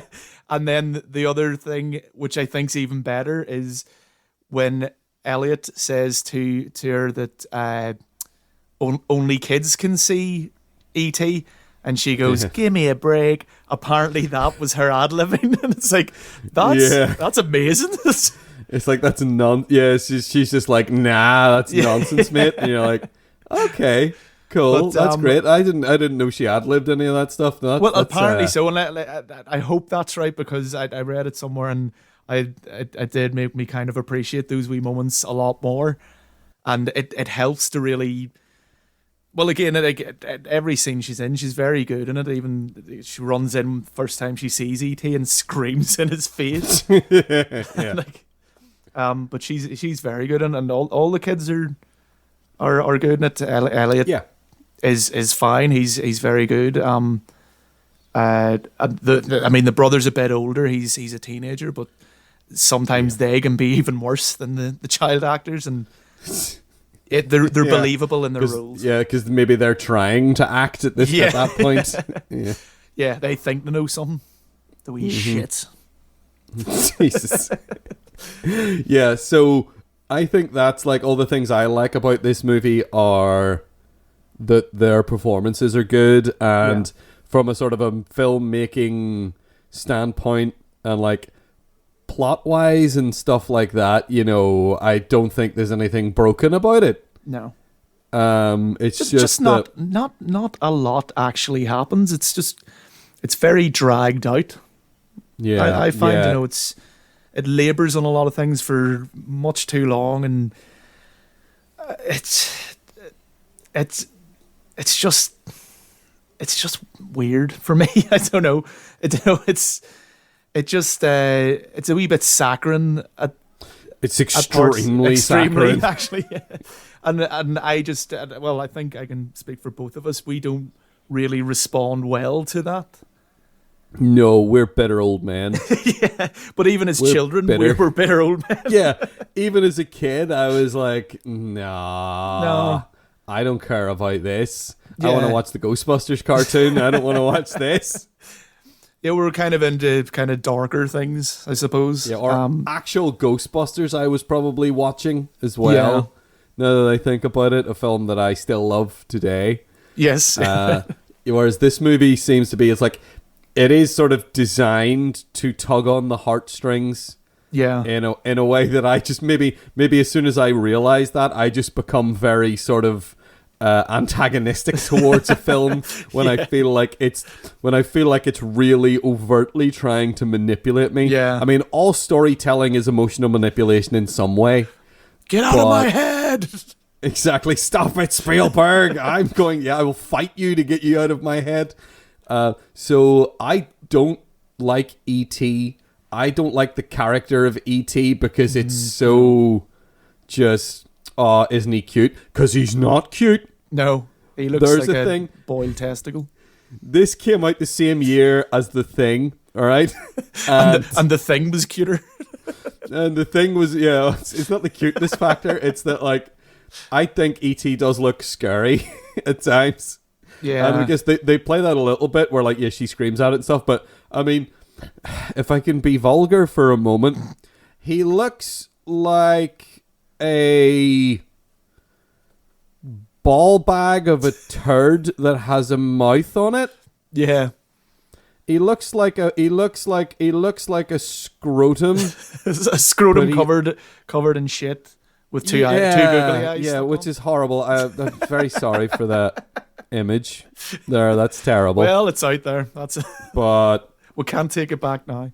No, we can't. There's but no that's what he looks possible like. way for you to edit this out. Yeah, especially there's a point in the movie where for some reason he's weirdly like slick and shiny. Yeah. All of a sudden when he's hiding in a cupboard. Yeah, he always seems really kind of slimy to touch. Which at the end when they're hugging him, you're like, ugh. Yeah. But I think one of the other positives that we didn't address, and it's something that I think this movie wouldn't have been such a success. I think that it owes a lot. You and your balanced criticism. All right, then, come on. It owes a hell of a lot to the music because John Williams really outdoes himself, and so much of those, as I'm saying, like it goes hand in hand with what we said earlier about the emotional manipulation. Is the music is designed to do that. It is so over the top and so in your face that it's really trying to elicit these emotions out of you. Unfortunately, it failed for us, but I can still appreciate appreciate the musicianship of it.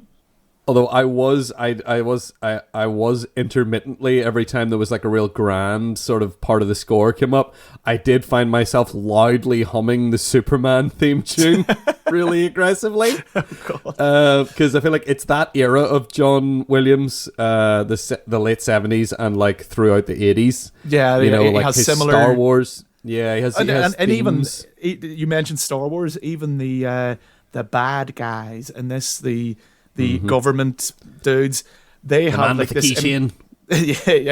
Keys. They have like the Imperial March type thing from Star Wars. They have like a version of that to kind of indicate we're evil.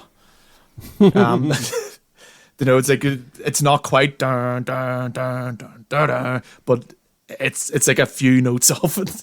Yeah, because they're not overtly space Nazis or anything like that. They're just sort of like this, for most of the film, this sort of unknown element of, these guys are trying to chase down this little alien man. And you know we what? don't really understand for most of the film that they are G-men. Yeah. They're government guys. And you know what? Yeah. And rightfully so. What's the first thing E.T. and his family or whatever, his crew, let's say, do when they get to Earth? They start stealing our resources.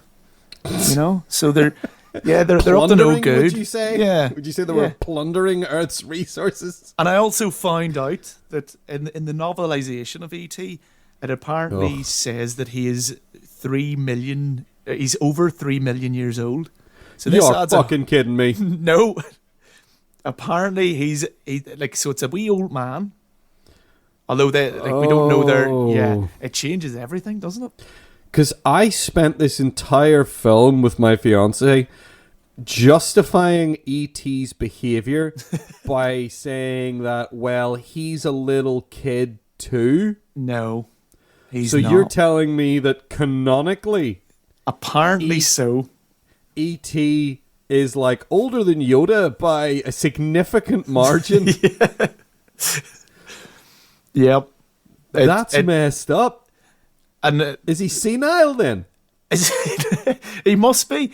Well, I don't know how long his species are meant to live. I didn't delve much deeper into it. I just found this random piece of trivia, which may be complete bullshit, but it does make me kind of it made me view this movie in a whole different light. Where same with me, I had all these preconceived notions about E.T. and now they've just been flipped on their head and everything's worse. He's either senile or he's actually really diabolical and he's really quite evil. Because look at it this way. He knowingly, the first time when Elliot gets him back to the house, he hypnotizes Elliot to fall asleep.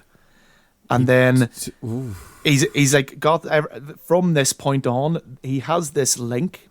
So it's a survival thing that he has this link. So if anything happens to Elliot, or if anything happens to it's E.T., like a dead man's handle in a way of if you shoot me, the place blows up. As if I die, the kid dies. Exactly. See, in my head, I was justifying it like The Shining, right? Where much like in Species, where they imply that telepathy exists as a plot device for Forrest Whitaker's character to do something. In this, I was like, oh, are they implying that, much like Danny Torrance in The Shining, maybe Elliot in E.T. has the shine, and aliens maybe have the shine as standard, and that's maybe justifies why E.T. is drawn to Elliot. Maybe that's why he goes there to their house in the first place. Okay. And maybe that's why they become so sort of inherently connected through the ether with their life force and all that. But what you're saying is much more sinister. And that E.T. is this nefarious, villainous old man who's basically attached himself to this child and his life force intentionally. Like the alien in Alien with its acid for blood of you don't dare kill it because somehow it's more dangerous dead than it is alive. Exactly.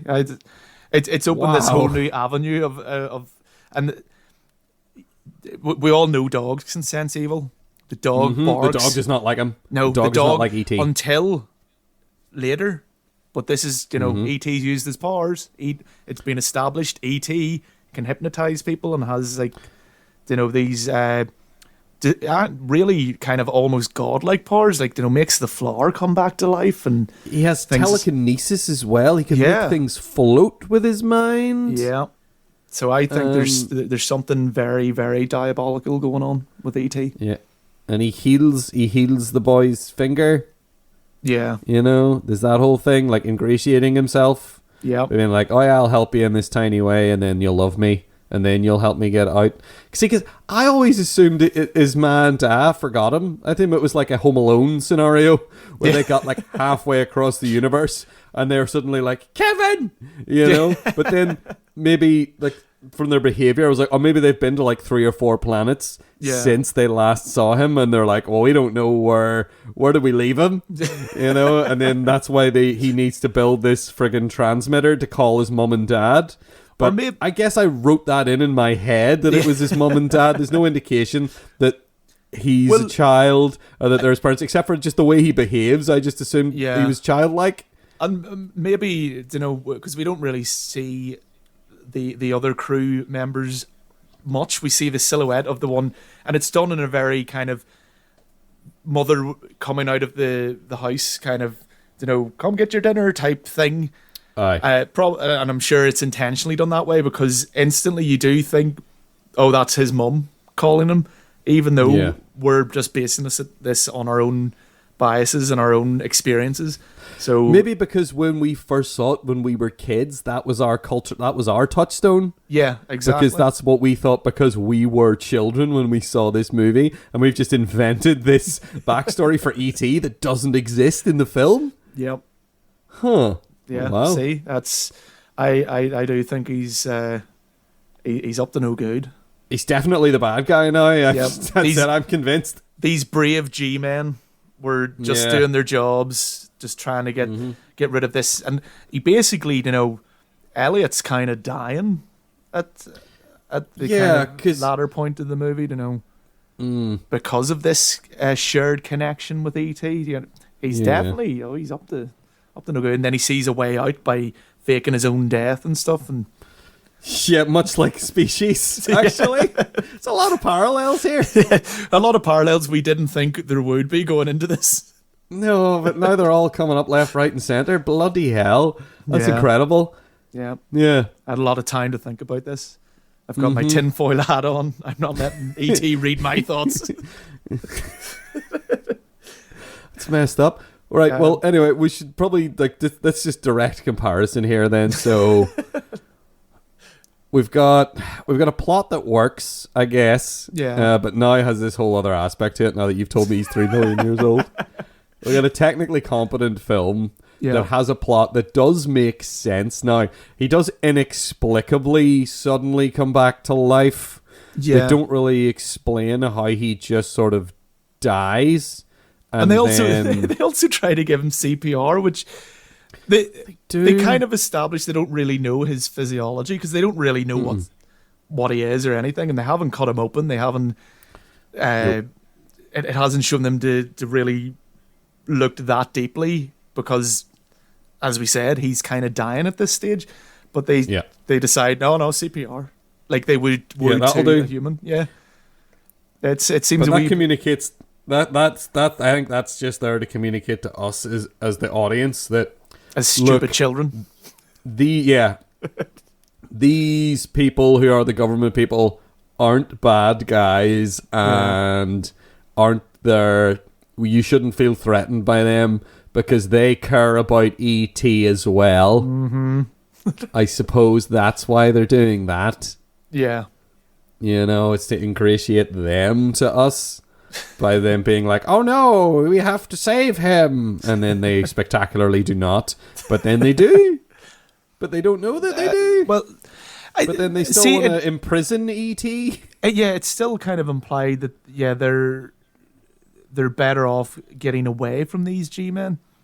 And in fact, even in the van, when they're being chased by them and stuff, the security in these places are just like it's dire. Yeah, there is like about 50 of these G-men who all that's a terrible scene as well. I will say that I hated when you kind of see them walking up the street in a big line. For some reason, it just looks really stupid. But it establishes there's a lot of them. You see all these vans, but yet no one's making sure the van is secure. No one's kind of making sure no one can just steal something and run out. And Elliot's brother manages to steal a van with him in it and E.T. And then Elliot, basically they don't die, but they could have. He's taking those pins out of the like the wee tunnel that's Yeah, connected. he's standing at the back of this van that's moving at like 40, 50 miles an hour. See, this is the doors are wide open. This is the influence of E.T. He's now a delinquent. He's now he's attempted murder. These kids are going to get ASBOs. Yeah. They stole a car. Exactly, stole a car and tried to kill 2 government officials.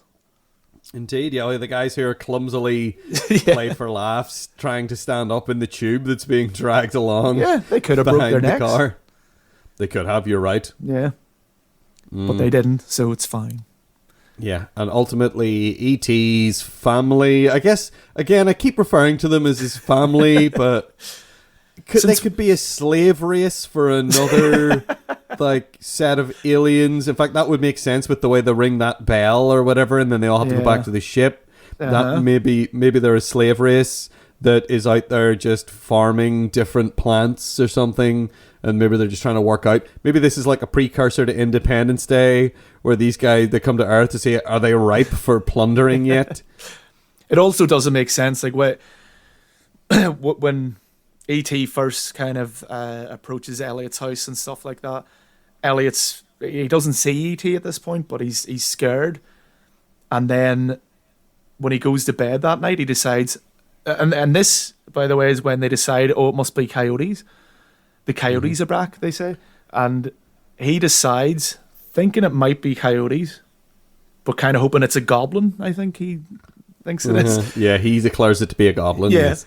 He goes out into the cornfields to look for it, and you're just like, where did that come from? Because he was scared before, and I can't imagine he would just turn around and go, yes, suddenly I'm brave now. I'm going to go out and find this goblin or dangerous coyote. Yeah.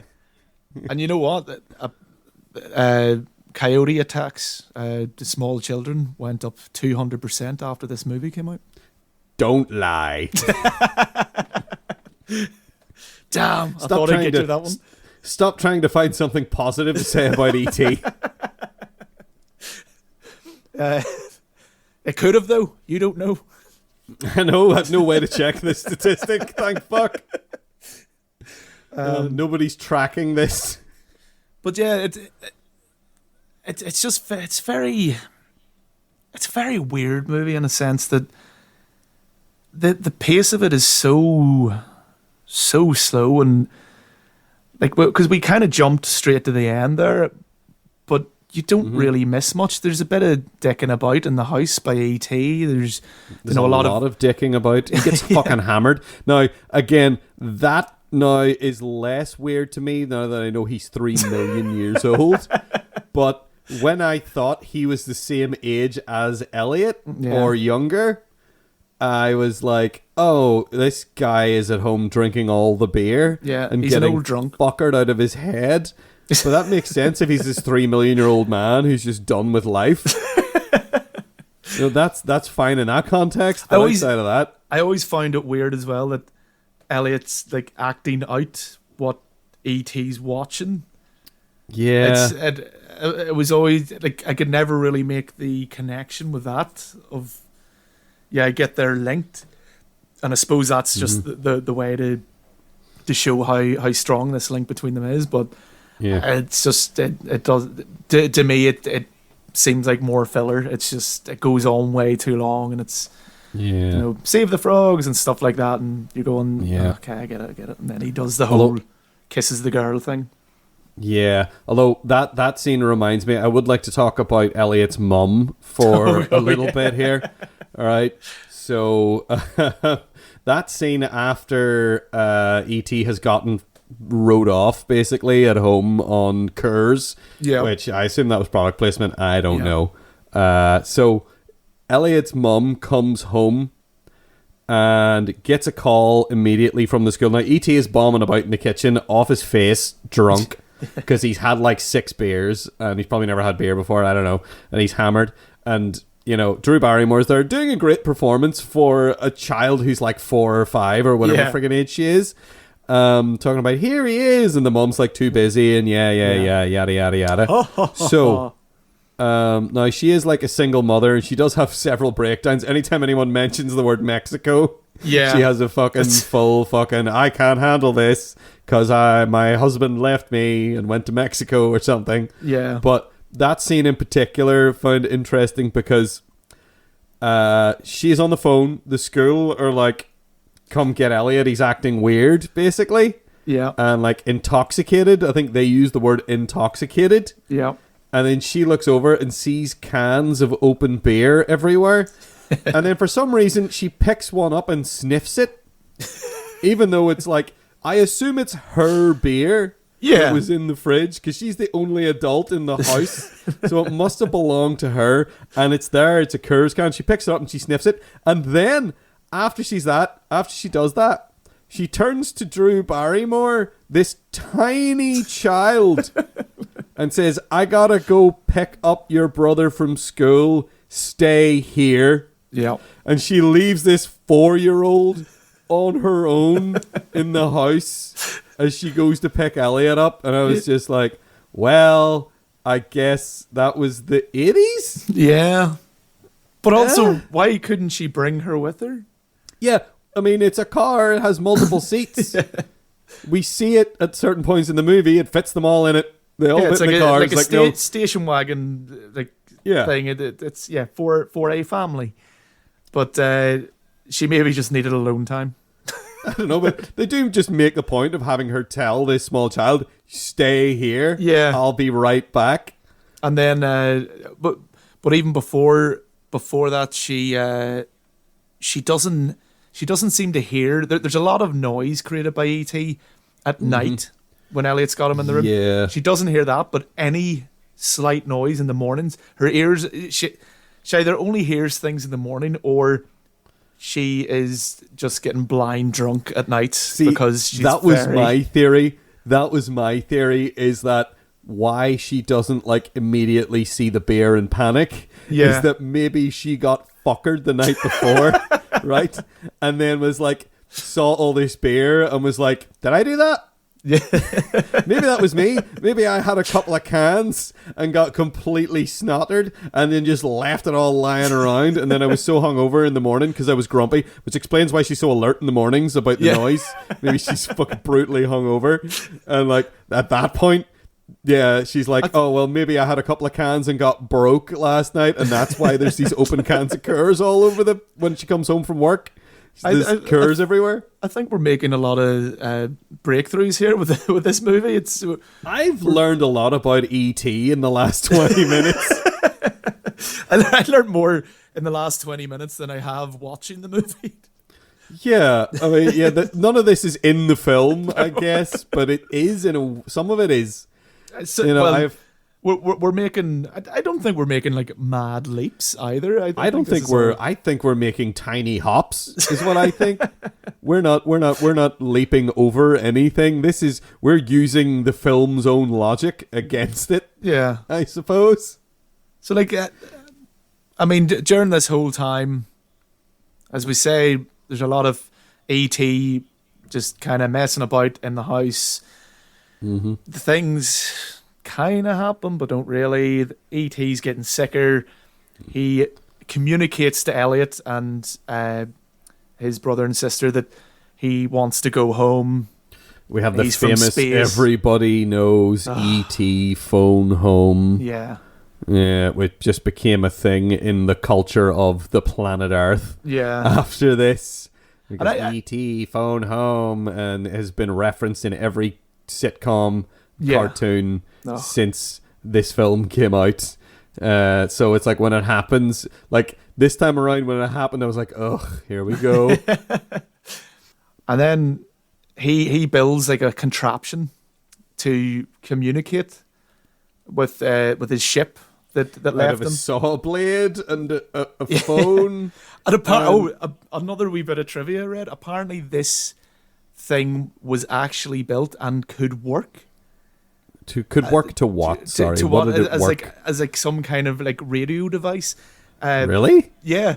Like they had some engineer who built, again, it might just be mad trivia that someone wrote and it's just like I'm taking it all as gospel. Yeah. I take it all as gospel. If you tell me it, I'm going to believe it. Well, you shouldn't, because my research doesn't go beyond, wow, that's an interesting bit of trivia. I'm not going to look any deeper into that. Nope. We're not that kind of a show. I don't need to show my work. No, we don't do research here as such. No, we're trying to research how to kill or deal with our own alien fend invasion. off. I think let's use the term fend off. Fend off. A single invading alien. Yeah, I don't need to, go into the science of these movies. But yeah, apparently it kind of worked in some capacity, which I thought was kind of cool. And I just hope that it's real. But it's around this time as well when they build that, and it's Halloween, which is always convenient. Yes, it's always convenient. So many movies with like friendly monsters or something, like someone needs to hide. Mm-hmm. It always, I mean, like there was ginger snaps.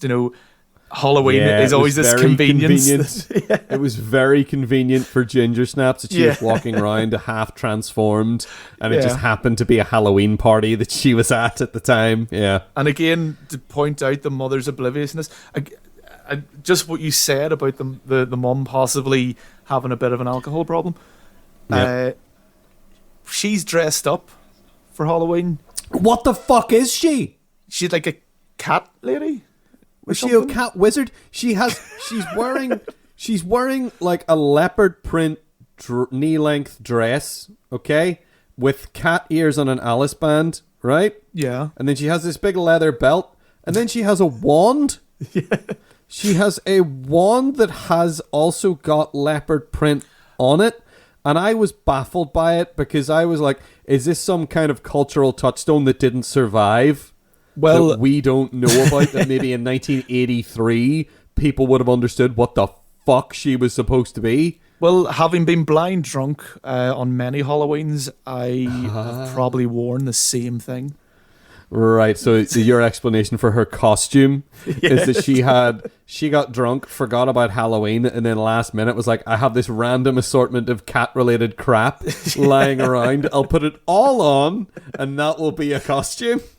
But it also explains, to me, it explains why she doesn't realize her daughter she doesn't realize that the daughter isn't the one in the ghost costume. What's under the sheet is not in fact her daughter, who you would expect, who she would probably be expecting to talk to her, and isn't. But even the shape and the way it moves, I think you would twig around. On. You go, are you okay? And you check on her, and then you go, oh no, you're a horrible testicle monster. You're a horrible alien, and I'm going to violently assault you right now in order to save my children, which would be a great scene to have in the middle of E.T. And it also, this whole Halloween setting, there's someone dressed as Yoda walks by. There is. It's so and on E.T. the nose. recognizes Yoda. Yeah, it's yeah, because this was post Empire Strikes Back. Yeah. I think maybe Return of the Jedi maybe had just come out at this point, or was about to come out. But it was Star Wars fever was at its peak. Oh yes, at this point, and Steven Spielberg is heavily involved with the Star Wars thing. So obviously he's gonna, because they have a whole bit where they're playing with Star Wars toys as well. Yeah, this is Greedo, and this is like this like Greedo. Learn your Star Wars. I don't care. Be a nerd like me. This is Sammy Davis Jr. He's in Star Wars. Sammy Davis Fish Face. Yes. So yeah, and like, so the fact that Yoda is recognized by E.T., and we have to take we have to take what happens in the movie as what it is, kind of thing. So clearly, this supports the whole thing that E.T. is like millions of years old, because Star Wars was a long time ago in a galaxy far, far away. Therefore, crossover, same universe.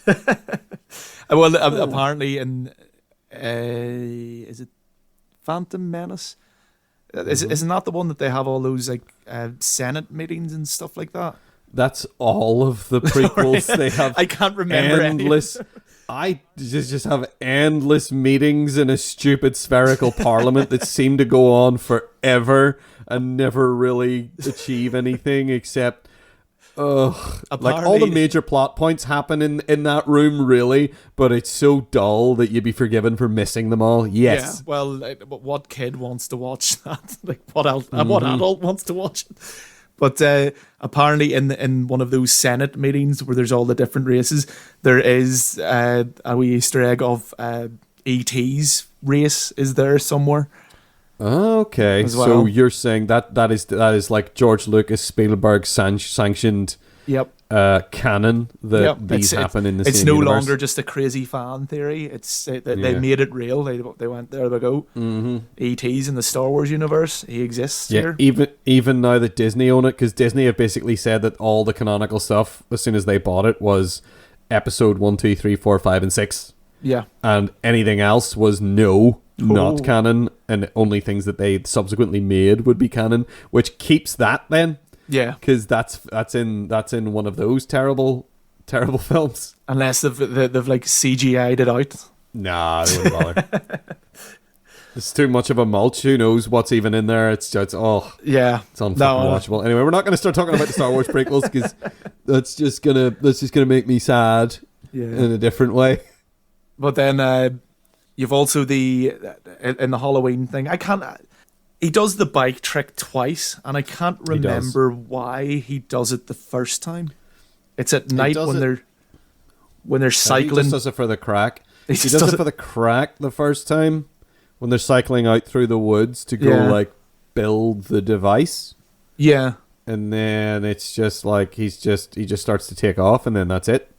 Yeah, that's what I thought. I don't think they're being pursued at that point by the G-Men, are they? No. And then, of course, you've got the John Williams score that swells up.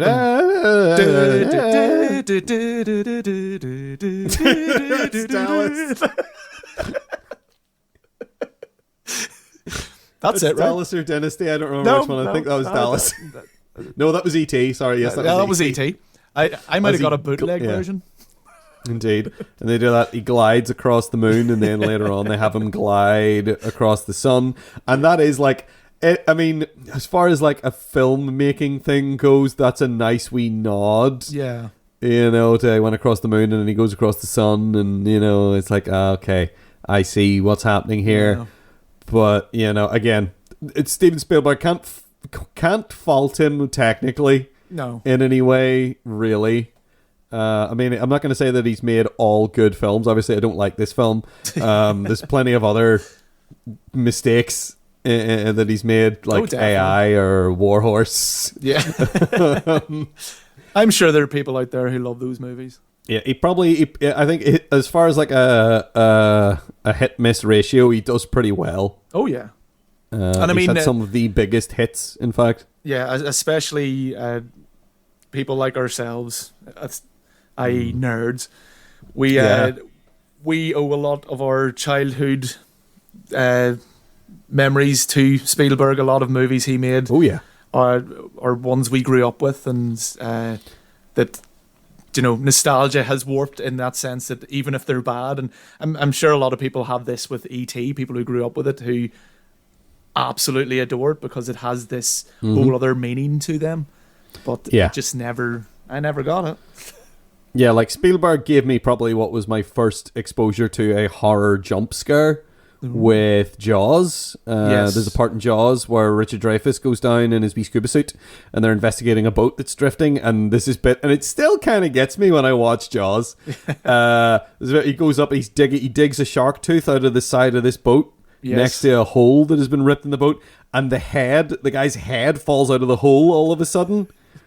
And it scared the bejesus out of me, and I think that's one of the bits I think most people remember from Jaws, because sometimes people think of Jaws as a horror movie, and there are horrific things that happen in Jaws. Yeah. But Jaws is way more of just an adventure story.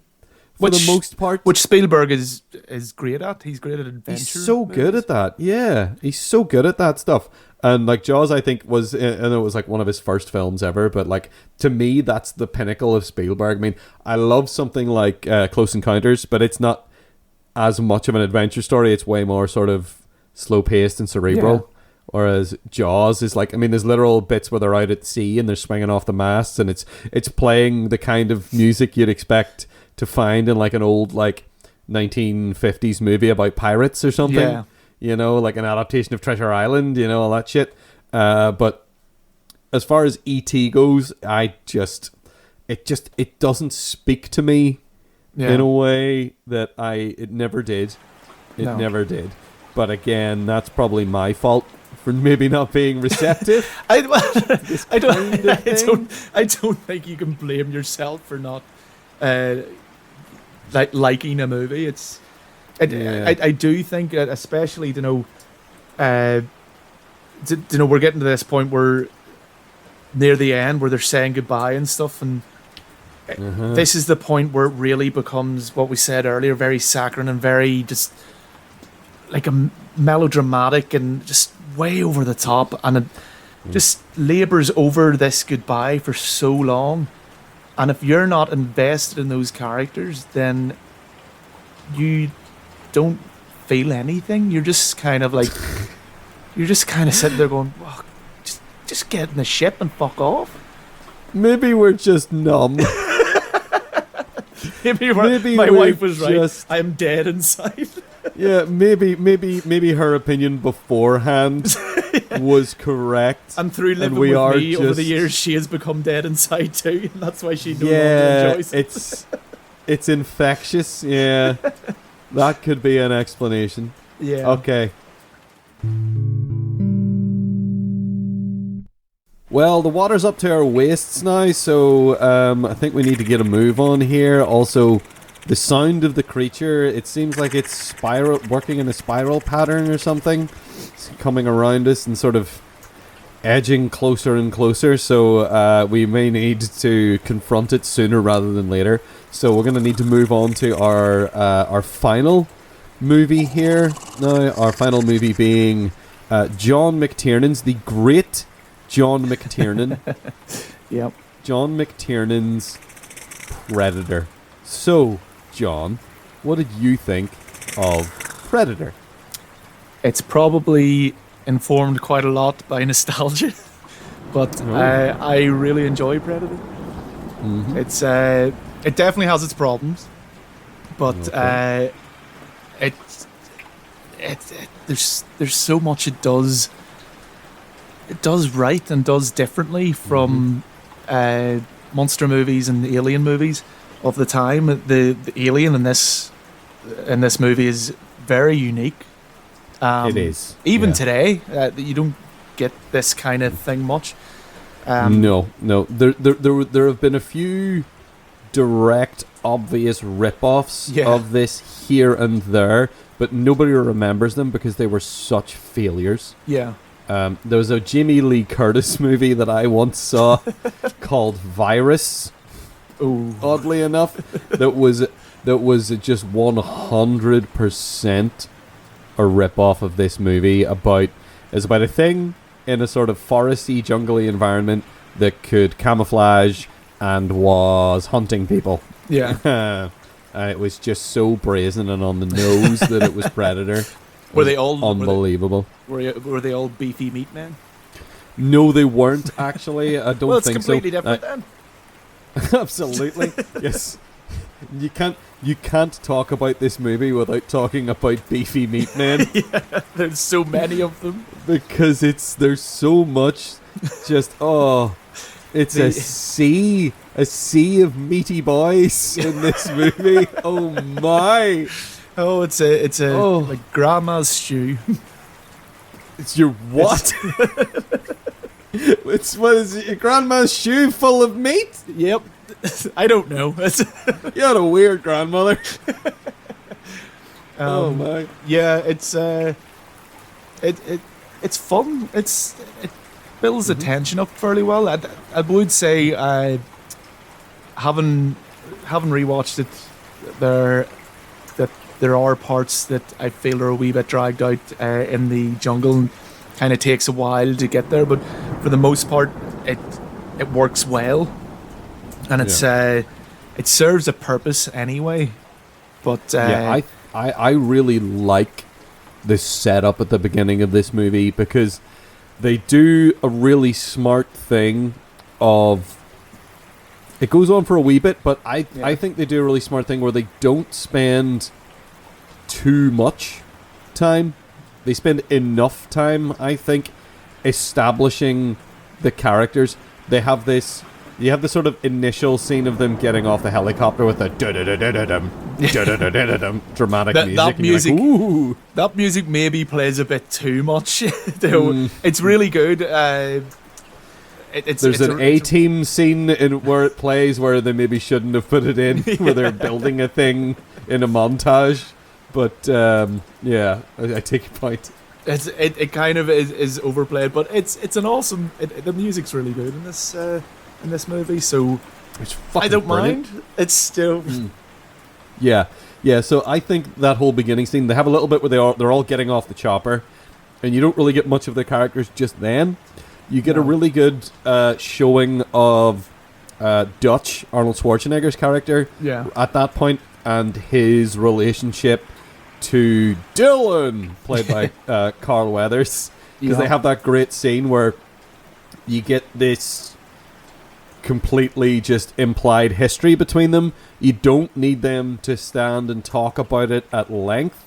Yeah, they see each other, and then they both have these big shit-eating grins as they walk towards each other, and then they slam their hands together in this way that looks practiced, which tells you a story about these two guys immediately, where they're like these weird macho competitive guys that know each other really well, and this is something that they have done before. The meme. You get that this is the what? The meme. Oh, yes, the meme of the arms. Yes, sorry, I forgot that this is a meme now.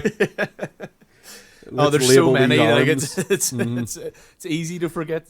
It's like Dome fans and Animal Crossing fans. That's the one. That was my favorite one for that. When that inexplicably happened. But yeah, you get this fantastic sort of, the hands clash and they're looking at each other, and you can tell that it's sort of like an arm wrestling match, and you feel like they've done this so many times before, and it's this ongoing thing between them. And then they eventually, Carl Weathers gives up, and they laugh about it. Yeah. And he's like, "Oh, it's CIA got you pushing too many pencils." And you're like, "Okay, that's a good Was joke." Was that your Arnie impression? That's more. You know what? I was leaning a little bit too heavily into Christopher Lambert there. I think that was Highlander. CIA got you pushing too many pencils. But anyway, they do a great job of establishing their pre-existing relationship. Yeah, and then that leads into the fake ass mission that they're sending them on, where you have the sort of you have Carl Weathers and the Colonel giving each other side eye about the fact that every time he asks a question and they look at each other, and from then on, they're lying to him about something here, and you're like, oh, that's fun, that's exciting, that's interesting, and you did it in a half a second. You didn't need to explain anything. That was enough to make you immediately suspicious of Carl Weathers' character, of Dylan. You're just like, right, he's up to something, and he might be screwing over his mate. Yeah. We don't know. And then that leads directly into the greatest character establishment ensemble scene, I think, in any film ever. Where they just... Wow, that is a statement. I think it does a great job of establishing everybody gets a moment. Yeah. Everybody gets a little moment that makes sense. They're not entirely likable, but I no. They're all awful. But they're all these. Some of them are likable and some of them aren't, and they almost acknowledge that in a lot of cases. So you'll have so they're on the troop transport that's basically taking them in to get dumped in the jungle to rescue a cabinet minister or whatever that's been shot down over the jungles in, I assume, Colombia. or something like that. Yeah. I think it's the jungles in Colombia, maybe. And you get this great scene where you have Jesse Ventura playing Blaine, who is just this over the fucking top, super ridiculously, unbelievably macho fucking guy. But the thing is, they play him for laughs because he's so ridiculous. He's sitting there and he's chewing away on his tobacco and he offers it to them and nobody wants any of his horrible chaw that he's chewing because he thinks he's a macho man. Yeah. And he slags them all off for not wanting it. And they're all, nobody wants it because they're just like, ugh, no. And I think he's this great sort of barometer for how everyone else is to be measured, because you get Pancho, who is maybe Pancho and Bill Duke's character. What's his name? Mac. Pancho and Mac are my two favorite guys on the squad because they are like they both have these weird things that I like, where Pancho doesn't take Blaine seriously and takes the piss out of him constantly for being this macho dickhead. Yeah. Like, he offers him the chaw and he's like, you now know everything you need to know about Pancho, because Pancho just takes one look at it and says, get that disgusting shit out of my face. Everyone else just shakes their head, but he's just willing to tell him, fuck off, that's horrible. Yeah. You're horrible. Yeah, he's not intimidated by him. No, he's not. People. He's not. Pancho and Mac are my favorite guy, because and you see Mac in the background. Mac doesn't have a lot to say in this scene. No. But you learn a lot about him from the way he behaves. He just constantly shaves. He's the only one that comes out of the initial the first helicopter that lands them into this whole area. He's wearing a suit while the rest are kind of wearing kind of casual camo. Yeah, he's gear. Really well dressed. Yeah, and everyone he's properly else is in suited up and stuff. Yeah. But I think you learn a lot about him, and I don't know if this was intentional on the part of the writer, but I feel like it probably was. I feel like Mac is a man who has seen too much.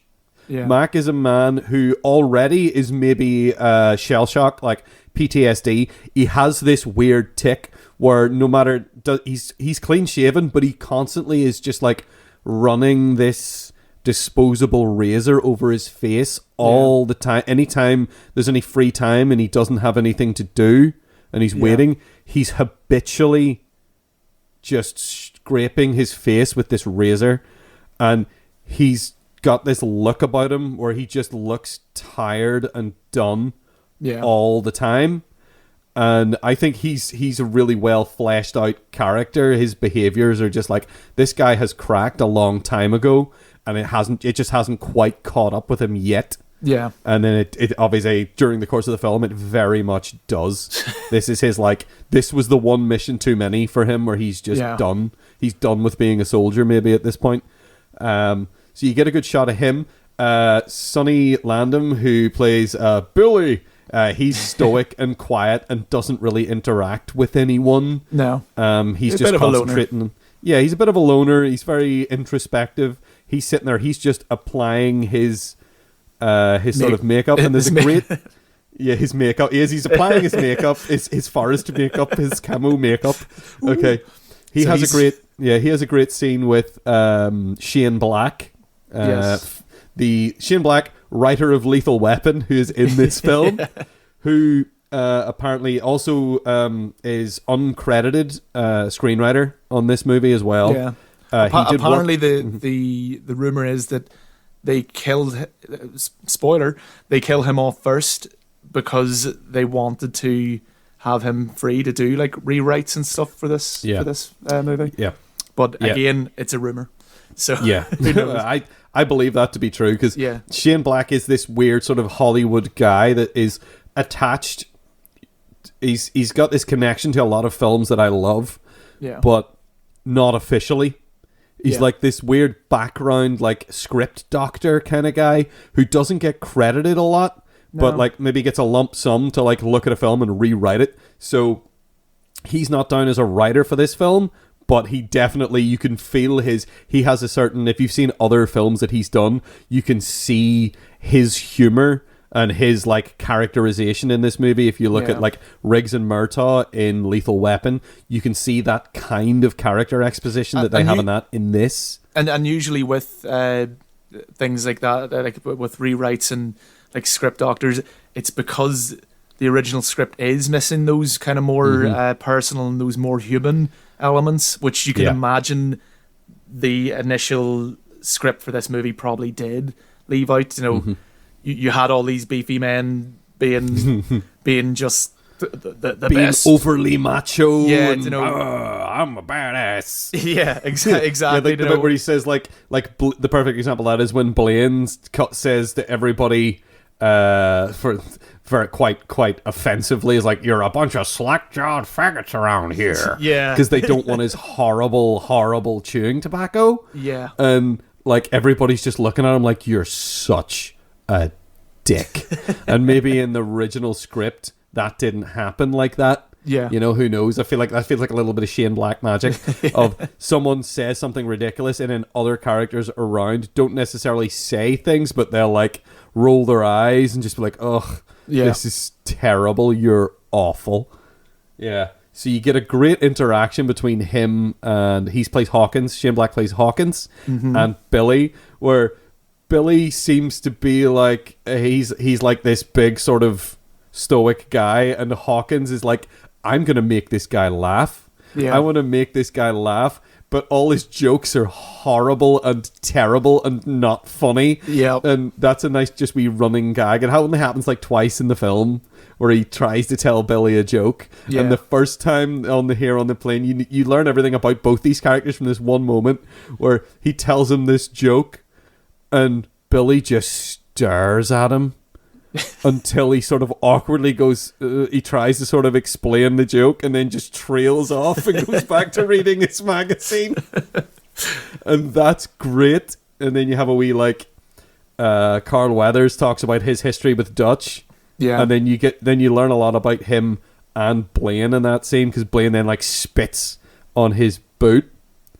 And you're like, oh, this guy sucks. And then like, he like leans forward and he's like, come here. And he's just like, that's a real nasty habit you got there. And it's like, okay, this guy's not going to be intimidated by this other guy. He's not going to be bullied. So you learn a lot about him that way. So I think it's brilliant because it's trying to, because there's once they get into the jungle, there's not they're in a mission, they're doing this mission, and then obviously things go sideways and all this. So there's not. Like this scene is to try and get a quick wee like, why do you care about these characters or not in some of the cases, but it's definitely needed as well, because it's very much business time once they kind of land. I mean, they could have cut from the setup of the Colonel and Dylan explaining what the mission is. They could have cut directly from there to them just sliding down on ropes from helicopters into a jungle, but they don't do that. They have this little scene where you get to know everybody and maybe be like, oh, I like this guy and I don't like this guy, and I hope this guy is okay and I hate this guy. And then you're invested. You're like, yes, right. There are now people I care about and people I don't care about as much, but that works as well, because then you start rooting for different people. Depending on what's going on, and maybe you won't be as upset when someone gets killed, and then you'll be more upset when somebody else has something happen to them. And it's just the characters, I think the characterization in this is brilliant. I don't think there's any characters in this that there's sort of they don't do a lot of time explaining the character of Anna. No, she doesn't get a lot of like personal exposition. She's sort of an exposition vent in a way. And I mean, we should say she's not on this helicopter. She comes in much later. Well, not much later, a bit later. But I kind of find it really funny when they do get to the jungle and they're looking about for the helicopter that was shot down, or did they stumble upon that? No, they know they know approximately where it went down. So that's why they've been dropped off. Where they've been dropped off. I think. And like the rest of them, all go and do stuff. They're all, either keeping watch on the perimeter, or they're searching for this helicopter and the bodies and blah blah blah.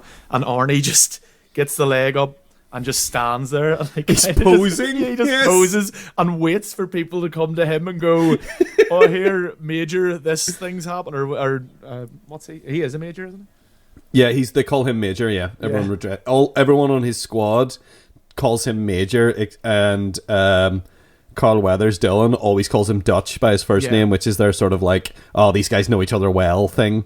Yeah. Whereas everybody else sort of looks up to Dutch. Yeah. And treats him with respect because he's their commanding officer, whereas you got this other guy's not, I wouldn't say that Dylan is talking down to him, but he does patronize him at certain times, which he does, which he responds to quite well, actually, and like cheekily, like lets it wash off him. You know, he doesn't rise to the bait when he does it. He just sort of smiles and says something cheeky, and then will smile and walk off. Yeah, you know, and like in that specific scene, actually, when Pancho comes running up and he's like, took him out with a heat seeker, and then someone stripped the shit out of it, and then he turns to Dylan and he goes, "A heat seeker, Dylan." It's some pretty high tech stuff for a bunch of half-assed mountain boys. And he's like, "I guess they're getting better equipped every day." And then he just sort of goes, he just sort of looks at him with sort of a shrug of "I bullshit." Yeah.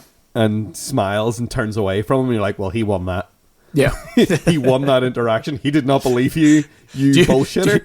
Do you look at all interactions as a competition? Yeah, between these two, fuck yeah.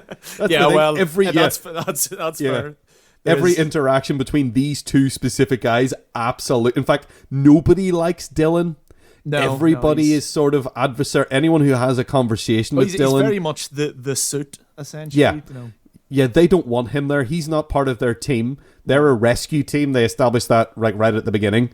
And they have worked together for a while, and they do have all these like little asides where like someone will say to somebody, like Pancho says to Dutch, like, "Do you remember Afghanistan?" And he's like, "I'm trying to forget." And like sort of shoos him off. And you get this sort of like, these guys have known each other for a long time. They've been through a lot together. Yeah. And Dylan is, to most of them, Dylan is this outsider. Dylan is this man who went off to work for the man, where they decided to stay down in the muck and help people. Yeah, which becomes ludicrous at one point. You know, that they're this rescue team, and then they go on a killing spree to do rescuing. Yeah, that rescue, the textbook rescue mission, like because they say these guys are the best. They very early on, it's like, this is why they get specifically Dutch's team in. They're the best. They're the fucking A team. And when they go to rescue that guy, it's explosions galore. Everything. Yeah, like the first thing he does is put a bomb on this truck and then let the truck freewheel through the camp and explode in this building and kill like 15 people, and then they just open fire and just start murdering. And you gotta bear in mind that they're there to rescue prisoners. Like they see one of them get killed, one of them gets capped in the head. You see that, and they're like, right, we need to go now to make sure they don't do the rest of them. But they are being so indiscriminate with their fire and their grenades, and even the weapons that they bring with them. They have a minigun, a chain gun or whatever you want to call it. It's a mini. No, it is a minigun. That's the thing. They had to specifically design, like, all the other guns are just like, these are all like prop guns. Yeah. They had to build that for this movie because that's not a weapon that can be used by a human being. Yeah. Like, that's a weapon that's mounted on like a jet fighter or an attack helicopter. Like, I think I remember from watching the special features on the DVD years ago that they said, like, oh, if a human being tried to fire this weapon, they would be turned into paste immediately by the force of it. So it's this ridiculous over-the-top weapon that Blaine has, and they have this sort of thing, because Jesse Ventura is this sort of cube-shaped human being. You can kind of, you see him use it, and you're like, all right, okay, I reckon he is the guy to have that gun out of all these guys. Now again, like Bill Duke, Mac at some point does pick it up and use it. But that's fine because he's at that point he's got the passion. He's got the he has a reason. He has this he has the weight. He has the weight of the momentum of the narrative behind him at that point that he can stand and fire this gun and you don't question it. Yeah. But yeah, he has that. They're going through this camp and they are just indiscriminately slaughtering anyone who looks at them or moves around. They're just it did make me think about back when we used to play Rainbow Six together, just how we clearly went about it the wrong way. We were trying to, sneak and have each other's backs, and we should just grenades just galore. grenade, and hold down the trigger until everybody is dead, till everyone's lying flat. Yeah, that's their logic for rescuing people. So it's no wonder then that by the time they get through slaughtering these people, they're like, oh, I found the other guy. He's dead too. Yeah, no shit. No shit, he's dead too. Friendly fire. Oh my god, mate. Yeah, like, you don't say exactly what happened to him, but yeah, I assume he was killed in the terrible carnage at some point. And somehow, miraculously, Anna survives this whole ordeal. Yeah, she doesn't get shot because she's a lady. Yeah. Like, she sneaks up behind is it Dylan? Yes, yeah. And then it's Dutch. It's Dutch. Sorry, he turns around and like lamps her with like the butt of his rifle real quick, and then turns his gun on her and is about to shoot her and is like, oh no, she's a pretty lady, I can't murder her. Even though he just murdered like 20 other people without even giving it a second thought. And he's like, no, I'll leave her alive. So that's a bit dumb, but we need that for the plot, I guess, later. Well, we don't necessarily need it for the plot, but she does provide a little bit of background tension and almost folklore to the whole thing, which I really like, actually, when she does that. Yes, yeah. There's that whole thing where she mentions that the old women in her village told stories of like whenever it rains heavy or something like that. No, it's only in the hottest years. Only in the hottest year. Sorry, I got it completely the other way around. It's the good weather that brings the predators. Yes, and because she tells like it's during a really fucking tense scene. She just starts quietly telling this story. Yeah, and you're just like. And you get this great look from Arnold Schwarzenegger where he's like, oh my god, would you shut up? I'm already scared enough. He's like looking at her while she's like talking about, oh, sometimes we would find our men without their skin. Yeah. And sometimes much, much worse. And it, like he's in the background out of focus and then it goes into focus on him and he's just like, ah! Like, oh my god, shut up.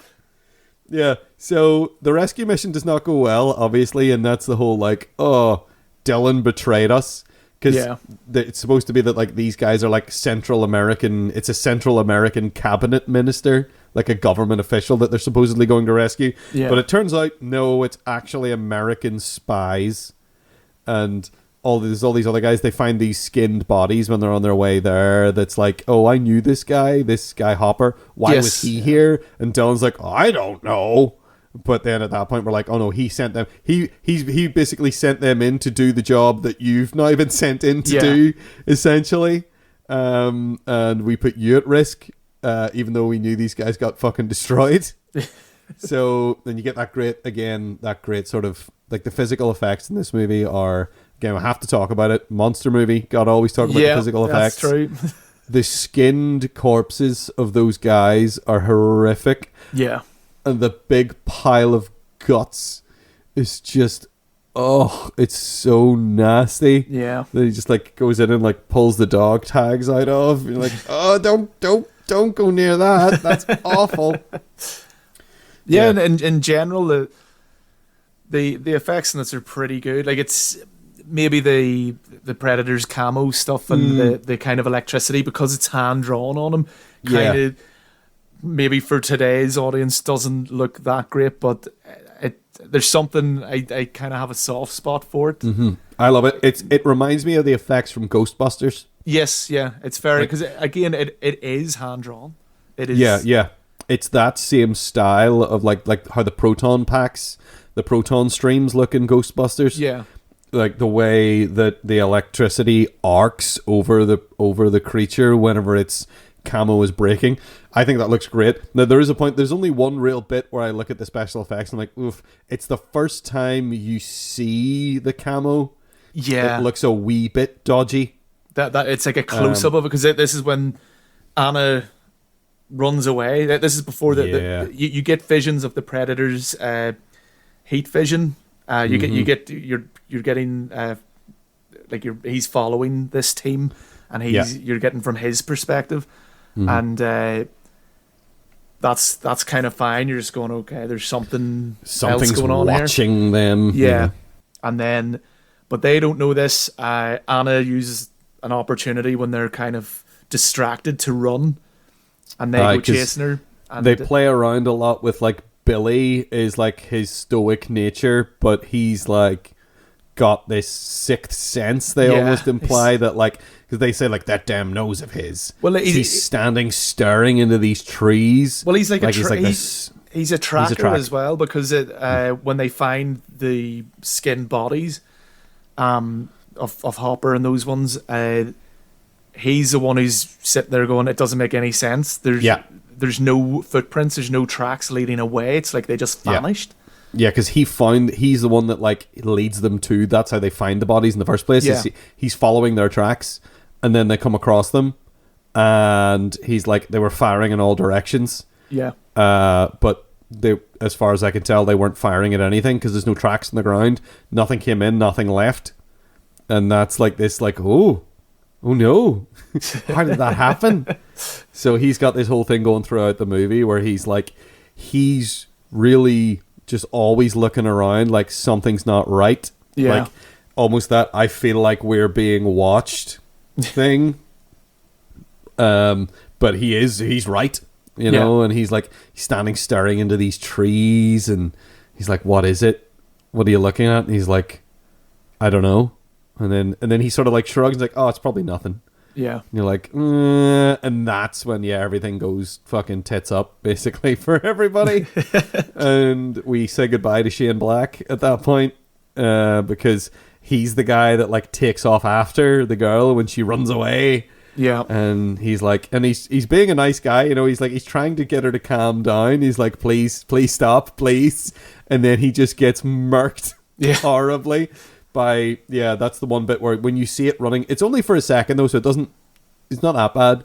Yeah. But it looks a bit framey. It looks like it's like almost four or five still images rather than something really moving. Yeah. It's a wee bit, but again, you always have to look at the time these things are made. 1987. It's a pretty good effect for that time. It is, and like whenever you see it elsewhere in the movie, it looks really good. Yeah, a lot of the time.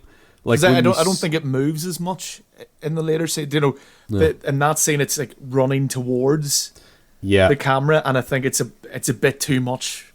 Yeah, it was a bit too ambitious, maybe for the tools at their disposal for the time. Whereas later, it's just like usually he's just turning around, flashes the eyes, and then takes off stage left or whatever. Yeah. So that's like, I think the physical effects in this do look really good. Now they're all done by Stan Winston. Yeah. Who of course did the Terminator. Mm-hmm. You know, he's that guy. He also did, again, let's talk about John Carpenter again. He also did the dog thing in John Carpenter's The Thing. Yes, that's right. All the rest of the effects were done by, I think, Greg Nicotero and some other guys, but the actual dog puppet was designed and built and maybe, I think, even operated by Stan Winston. Yeah, and it's one of the standout moments of that movie as well. Yeah, it's the first real, oh my god, what the hell is that moment of like, oh, I didn't know what kind of film I was in for, and now look at this horrific thing that's happening. So he's sort of a legend as far as practical effects go. He's the guy historically, like, but up to that point it was like Ray Harryhausen, you know, with his like animated skeletons and like Jason and the Argonauts and all that kind of stuff. And then Yeah, which is fantastic. It looks really like for a film from then again. You're like for the time, whatever. But I look at that. I look at that film now, and I still think it looks amazing. When he's fighting the skeletons. But it's almost like Stan Winston then took over the mantle from there on to be like the guy in the 80s and 90s that you went to when you wanted your movie monster to look cool, because the original design of the creature was terrible. Oh yeah, it looked like Godzilla or something, but like man-sized. Yeah, there's one image of because it was meant to be Jean-Claude Van Damme who was playing the Predator. Oh, and there's one image of him somewhere on the internet. I'm sure you can find it. I remember seeing it a long time ago, but the original Predator was meant had like a horse face almost, and it was very different. Until they decided they always wanted they wanted the Predator to be kind of agile and all this, and they were going for this very unique style because it had to hunt these men and it had to be like jumping about in the jungle. But the first kind of thing that they got was absolutely terrible, and it was real janky and awkward to maneuver and didn't look natural when it moved. So then they moved. I'm not sure who made the choice or who designed the Predator the way he is. But, it's Stan Winston. Stan Winston did it. Sorry. Yeah, he did it on a plane on the way to the set. Oh my god. Yeah. But he did it on the flight on the way over. He drew that thing that would become this iconic movie monster. And of course the next thing was that Jean-Claude Van Damme was apparently, he hated they're in an actual jungle and it's roasting, so the suits were horrendous. So they had to he ended up he wasn't happy anyway. So I think he was either quit or fired. It's not very clear. And then they got a big tall man to play the Predator. Yeah, they got is it Kevin Peter Hall? Yes, and who is he was already known for being like a costume actor. What would you call them really? He's a, I don't know, it's like whatever Andy Serkis does, it's like he's the guy that you would get if you wanted your monster to move in a realistic, believable way and be intimidating and large. He was your guy. Like he was the Bigfoot in Harry and the Hendersons, the movie. That's right. He played him. He's the guy in the suit. He's also in a film called Monster in the Closet, which isn't a great film, but the monster moves pretty goddamn well in it. He's great. Like, he's a guy that his physical performance. Yeah. He's a guy who really put a lot into his physical performance. And that's the other thing that just because you're an actor or you're in the likes of in the scenario of Jean-Claude Van Damme, where you're an action star or up-and-coming action star, doesn't mean that you're going to work well in a costume either. It's a whole different physicality, and the Predator is very like over the top movements and stuff because he has to be like, he's just he's kind of performing in a certain way, and this guy obviously knows what he's doing more than someone who isn't used to this style of acting. And he does so well. Like it's such an Predator. intimidating thing. Yeah, the Predator is one of the greatest movie monsters because it moves like something that is alien. Yeah, but you can tell that it's like intelligent. Yeah, it's not an animal; it's an intelligent hunter. Yeah, that is conscious because it has technology and it thinks and it's clever. Well, that's one of the main things about this this movie is that to defeat the much superior firepower and technology of the Predator, Arnie has to regress almost, and like all the weapons they try to use, the machine guns and the explosive traps and the detonators and all these tripwires don't work. But he has to regress almost, goes back to bows and arrows. There's a scene, there's the montage of him like bending trees basically around his back to make a bow. Traps,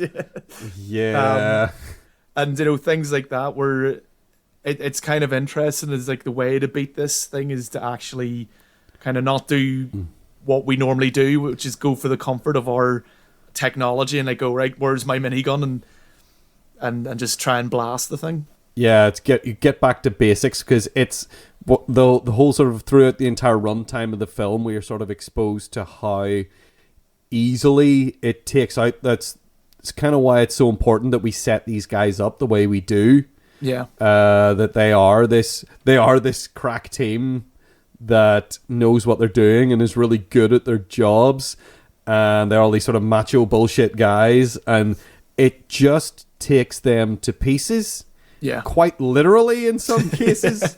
I mean, like the hole that it shoots in Jesse Ventura's chest, like you never get a full-on look at it. You get enough of a look at the hole in the chest that it blasts through him to just be like, that's horrific. Yeah. You know, it really messes them up. And it's also interesting once that happens, and like once Jesse Ventura's shot, they kind of they I think Max sees the Predator in camo, his camouflaged thing, and he starts shooting with the minigun like crazy. Everyone joins in with him. They manage to hit the Predator a little, but he hits it. That's the thing. He hits it right. His first shot, wings it in the leg, and that's it. And then it gets away otherwise unscathed, even though they're like. They basically decimate like an acre of forest with their grenades and their guns and their bombs. With their American firepower. Shoot the trees! Yeah, and that's the point where like Pancho goes out into the mist and the destruction, and comes back, and it's like there was no blood, no bodies, we hit nothing. Yeah. And you're like, that's crazy. So that it's like this thing came to Earth to hunt people, and it did its homework basically. So it knows how to outsmart human beings as they are now, I guess. Or it's an experienced hunter. It's been around. It's maybe even this specific one has been here before, because you get the idea that there are lots of them, because you see it getting dropped off at the beginning. You see the ship coming in, and you see another little pod come out of the ship. And descend to Earth, and then the ship takes off into space. Yeah, because that main ship, there's no problems. There's no like this isn't a. It's not an ET scenario where it's there on purpose. He kind of missed his chance to get back on the ship. This guy, this Predator, knows what it's doing. It's down. Yeah, there's nothing accidental. This isn't like, oh no, we accidentally ended up in a scenario where this alien has to defend itself. No, it's antagonistic in the most base way of it's literally just here to kill people. That's all it wants to do. I think the same thing about ET, but I'm sure we covered that. Yeah, well, that's open to interpretation, like all good art. And once he nicks the Predator with the shot, we get the first kind of proper view of the Predator when it's healing. Oh, you get that great bit where it's like it's sitting up in a tree, and it's bleeding everywhere, and it's basically doing surgery, like field surgery on itself, which is a great establishing sort of the character of the Predator then, because it's like you can tell it's vulnerable in some way. Oh yeah. And it's sort of like it has its little like first aid kit and stuff, and like it's sort of awkward a little bit when it's doing it. I believe they even say, or Arnold says, if it bleeds, we can kill it. Exactly, yes, that famous line. If it bleeds, we can kill it. And it's like, right, okay, yeah. So that's the whole, like, this thing is not this invincible killing machine. Yeah. It is definitely an extremely hard-ass killing machine. Oh, yeah. But, you got to have that little spark of hope. You got to have that little spark of hope. It's like, okay, the odds are not completely insurmountable. They have a chance, which is what creates tension, And the whole thing with, the Predator's healing is that they're setting up the traps. These guys are experienced, as we said before, and they're setting up traps. They're setting up a perimeter. No one will get through here without tripping these wires and things like that. Mm-hmm. And the Predator manages to do it. there's a whole thing with a pig. It seems that the Predator's involved with like, getting that pig in. Aye. Because it jumps in to steal the it's a clever distraction. It's sent. It like was almost like herded this pig in there to fuck with them and set off their stuff while it sneaks in the back or from above, essentially, and takes its prize. Yeah. You know, it comes in to get the body because it wants its trophy. Yeah, but I think the most interesting thing, and they make a point of like, oh, who's looking after Anna? And they run back, and she is terrified, and she is curled up in a ball, just unable to move. And they're like, "Why didn't she run?" Aye, like if these were her friends, if these were other rebels who were right here intimidating us in their midst, why didn't they take her with them when they went? Yeah, and the answer is that well, obviousit like it's not. Yeah, you know, this isn't the rebel guys. This is something else. So. Yeah, it does a good job of establishing that at that point, and from there on, people just sort of slowly get that's the point where they're like, right, we need to do something about this, and then everybody just one by one just sort of falls off of life. A lot of them because they try to take on. Yeah. It's almost like goes against. What we were shown at the start of the movie, where it seems to be glorifying this machoism and this like real like, oh, these are real men's men kind of bullshit. Because all these guys that are like that get killed. Yep. And the way Arnold Schwarzenegger, the way Dutch survives is by running. He runs like fuck because he's like, I cannot take this thing on. Yeah. And I really love that scene where he kind of falls down the bank and he goes, oh shit. And because he's saved by his own incompetence in a lot of ways. But there's a really good shot where when he falls, you're seeing from his perspective, and you see the kind of you're falling down the bank, and then the kind of clearing opens, and you just see this mad drop into a lake, and you're like, whoa. Yeah, it's a cliff, and he's just like, ah. You're like, that guy's fucked. Yeah. I will say that because then this is like you're kind of very close to kind of the whole third act thing where he does find a way around the Predator's vision and things like this. The mud thing is maybe a little ridiculous. Yeah, well, the way he stumbles across it is a little silly, but also would that work? I mean, I don't know. That's the thing. You can't sit here and ask those kinds of questions. We don't necessarily know how that technology works. Well, true. Okay. Whether it's not going to be 100% an insulator is I guess a concern. But all we need to know is that as long as he has this mud on him, it can't use its heat vision to see him. Yeah. You know, which like it's just a way for them to find a sort of an equal footing. Sort of vulnerability for the creature, because it takes all these people out, and you have everyone has their little moment. Yeah. Or again, much like when they get introduced, everybody has their little moment when they die. Yeah. So, and as you're saying, like it's their macho bullshit that kills them. In most cases, I would say. Yeah. Yeah. Like well, Bane is off like going, oh, I'll get you. He goes off on his own like an asshole. Thinking, he's going to take it all on. He's like, oh, Painless is waiting, and he's saying all these dumb things. And then he gets got in the neck, and he's like, what the fuck? And then his chest just gets blasted open like he's nothing. Yeah. You know, he is just nothing at that point. And again, and then Mac, of course, has his spells out. That's the point, I think, where Mac finally breaks. Yeah, he's spouting, like, he repeats himself quite a lot. And he's like, I'm going to have some fun, Like, there's something like the actor does really well. He does seem very unhinged this whole time. Yeah, as Bill Duke is sort of like he's played a similar character. He's in Commando playing a sort of similar character, except that character was a bit more of an asshole in that movie. But like in this movie, he has this. You get this implication between him and Blaine that they have been together for a long time. That they have fought together for a long time. They have a deep history together that goes back maybe further than they have with everybody else. Yeah. And because they share a few moments where they talk about some stuff and share a drink. And when he dies, he's sitting next to the body, talking to him and reminiscing with his dead friend and having a drink, and have a great moment when Dutch tries to comfort Mac. Yeah. Where he just sort of looks over at him and he says he was a good soldier. And Mac just looks back up at him and he's just like, has this destroyed, tired look in his eyes. And he just goes, he was my friend. And then he just walks away.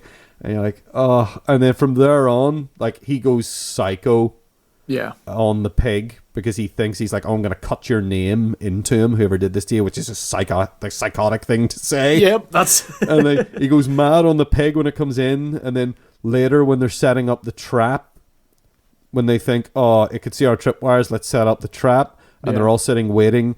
And Anna tells the story that makes this predator like this folkloric monster about like, oh, you know, the name that they have for it that I'm not going to try and pronounce here because I feel like it would just be offensive. And it's like, it means like the demon that makes Strophus like a catastrophe of man. Yeah. You know, and he's there and he's still doing his shaving tick that he was doing before.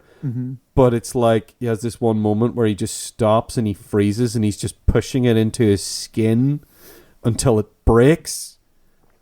And I think that's the moment for me where it's like, oh, he has checked out. Yeah. He is done. And you know that the language of cinema, he's not making it out of the jungle. And at this point, he doesn't want to make it out of the jungle. No. He's done. He doesn't think he's going to live and maybe he doesn't care anymore. And when all that kicks off, he's the one that goes crazy and runs off after it on his own like a fool. And as you say, that's when he starts doing his repetition of the song from our Little Richard song. Yes, you know, he's singing like Long Tall Sally. And he's just like, he's shouting that because that's what he remembers about his friend. Yeah. And he's like, I'm going to have me some fun. I'm going to have me some fun. I'm going to have me some fun. I'm going to have me some fun. And he's just, he is snapped and he has lost it. And he is done. And that's a great character moment for him. That's what leads to his death, is that he's like, his rage overtakes him and he goes after it. Yeah, him and Dylan, because Dylan also, they say they have a score to settle. Yeah, and Dylan feels like he needs to prove himself to everybody. So again, his macho bullshit gets him ganged. Exactly, yes.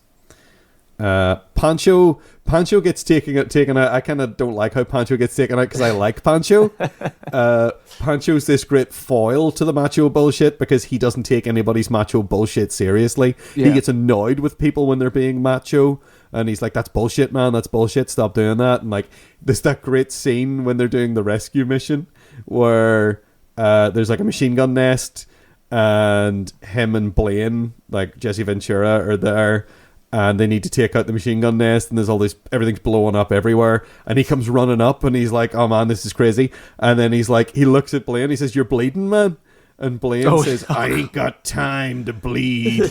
And he has this look. He just looks at him like, "Fuck off, you twat!" Like it's like he's about to burst out laughing at him. And then he just shoots a bunch of grenades. He shoots a bunch of grenades up into the air, and he's like, "Have you got time to duck?"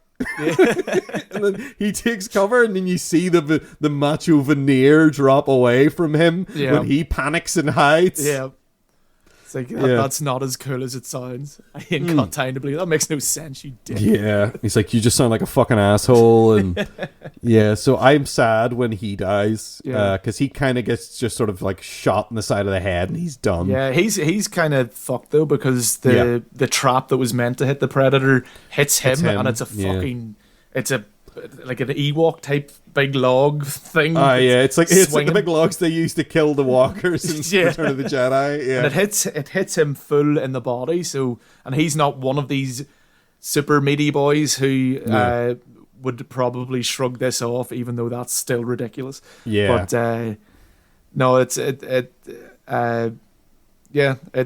kind of, his one doesn't make sense in the whole. He should have been the one that survived. He was the least. Yeah, it should have been him who was left over to go to the chopper at the end, but they can't. Like Billy's macho bullshit of I'm gonna stop here and confront this thing. Yeah, and cut myself on the chest. yeah, I'm going to be like super cool and cut myself across the chest. And then he just dies off camera. You just hear him screaming horribly in the distance. And you're like, all right, well, fuck him then. And his macho bullshit. And while whenever Dutch ends up, he's alone. He's as we said earlier, he's regressing, making a bow and arrow, making traps, much more kind of like basic traps than primitive. I would say all of his weapons are primitive. The word I was struggling to find. And there's a scene while he's doing this. It's showing you the predator cleaning, like it rips the spine and the spinal cord out of Billy, and he starts cleaning it. And I kind of like that it never goes fully explaining the culture of the predator in this movie. People can find out through there's comics, and this is turned into a whole big franchise. But it just kind of gives you a glimpse where, like, you can tell this is much more than. You can tell why it's killing people. It is for trophies. That's why he broke into the camp for a dead body. That's why he's doing all this. You know, you kind of get a sense of what he's doing, and occasionally they do have like. The members of the team, or the Dutch especially, are a bit too perceptive of like, oh, he's hunting. You know, they maybe, you know, okay, they have to explain it in some way, I suppose. But I kind of prefer these moments where it's kind of showing you him taking care. He's like polishing the skull and everything. Yeah. You're going, yep. He cleans it. He sprays it with some kind of mist, and then he like wipes everything off it, and he polishes it, and he places it carefully next to like his other ones that he has them set out in a nice neat row. Yeah. And you're like, oh, you're getting some like serial killer vibes off him, but also like. Maybe or maybe like human hunter, you know. Maybe predators. Maybe it's like a loyalty card thing. If he gets 10 skulls, he gets a free coffee. He gets a free Coke at the concession on the spaceship. Yeah. Who knows? But yeah, so that's pretty cool. And then you've got the whole confrontation with Arnie. He's trying to be a lot more sneaky now. He's trying to use the best muscle that there is, which is the brain. Oh, I thought you were going to say the tongue, but okay. Yeah, he tongues the predator to death. Indeed, he uses his brain mind to think about tricky ways to fool the predator. Now that he knows that it has, first of all, we have the weakness of if it bleeds, we can kill it, and then it's I got covered in muck and he couldn't see me, so it's like all right, and also he couldn't see. He could see our tripwires, but he couldn't detect our like the ropes and other dumb stuff we made. So I'll do that primitive stuff now, and I'll combine all these things that I have learned as the protagonist of this story, and I will use the things I've learned throughout the runtime to defeat the creature. Yeah, and there's a good bit of back and forth as well, because then the predator catches on. The predator has a bit of a moment where he goes a bit mental, like Matt. Yeah, he loses his temper. Yeah, at one point because he Dutch manages to explode a couple of grenades very close to him. It fucks up his camouflage thing. It breaks his toy, and he gets fucking raging. And he just starts shooting indiscriminately because now he's the hunted. And but then he kind of, again, to kind of show that this creature isn't a mindless killing machine, it kind of cops on, and it's like, right, how do I deal with this? And starts using its blood to lure Dutch where it wants him. So you think that what's implied there is that now that it's bleeding, it's deliberately used a trail to trick him the way he sort of trapped it? Yeah, because it seems like up to that point, you know, you get you get Dutch kind of, you can see on his face that he realizes, oh fuck, when he gets to the end of the trail, it's like, oh shit, and you see the predator behind him kind of slowly climbing down. He manages to get out. It's a great horror movie moment, that of you have the protagonist fully in the foreground, and then much like you were talking about before with The Conjuring 2, of the thing that's in the background that maybe you don't notice at first until it moves, and you're like, oh, it's been waiting back there the whole time for him to do something or show up. And then, like, now that it's here and it's so close and it can hear him, and it's like, oh, there he is. Now I've got you. Yeah, it gets him to expose himself. Yeah. And then it's like, yeah, it is this great sort of like, who has the upper hand here? You're not sure, because he's doing things that he's definitely hurting it. Yeah. But it's adapting while he's doing this stuff. Like, there's a bit where he throws a rock to attract its attention, and then that's his plan to, like, he doesn't know where it is, so he throws a rock, and then when it hears the sound, it shoots towards where the sound came from. He's like, there you are, mate, I've got you now. But then it uses its little, like, tracking device to extrapolate where the rock came from. And it's like, I've got you now. And then like it's sort of firing blind with a good idea where he is, and he's like, I know where you are. And yeah, there's a lot of like just like pendulum swinging of like it's going his way, and then you're not sure if he's going to live, because it's not a given that anybody's going to survive this movie, even though you got Arnold Schwarzenegger in the leading role, who was like probably at the peak of his popularity then, I think. Maybe I think so, because like Terminator had been out, and a Commando maybe not so much. Although Commando, I think, was quite popular, actually. I think it was. Yeah, I like Commando too, but maybe for all the wrong reasons. But I do like Commando a lot. But yeah, so it's not necessarily still a given, because there's a thing in the 80s, like, where protagonists did die. Yeah. In films, sometimes, especially in like sci-fi horror movies, it wasn't always a given that the protagonist would survive. Yeah. So you are kind of worried about him as a character, and if he's going to live and who's going to survive.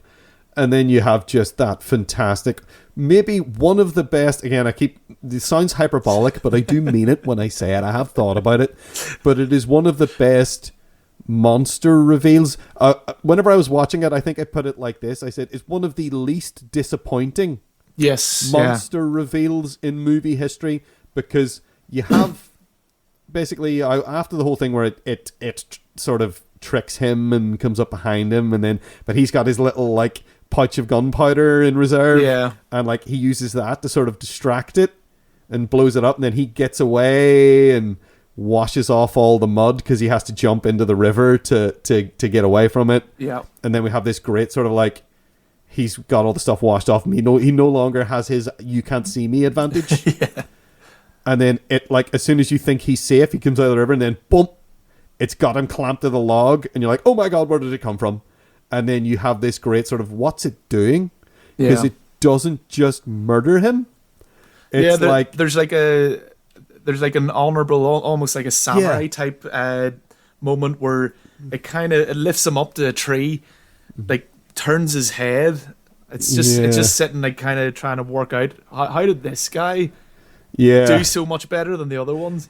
And then, I always took that to be like, it was like looking at like, man, this trophy's going to look really good on my wall. Like he's admiring the shape of his skull, But that's what I always thought when I saw that scene, when it's holding up and looking at his head like that. Arnie does have a big head.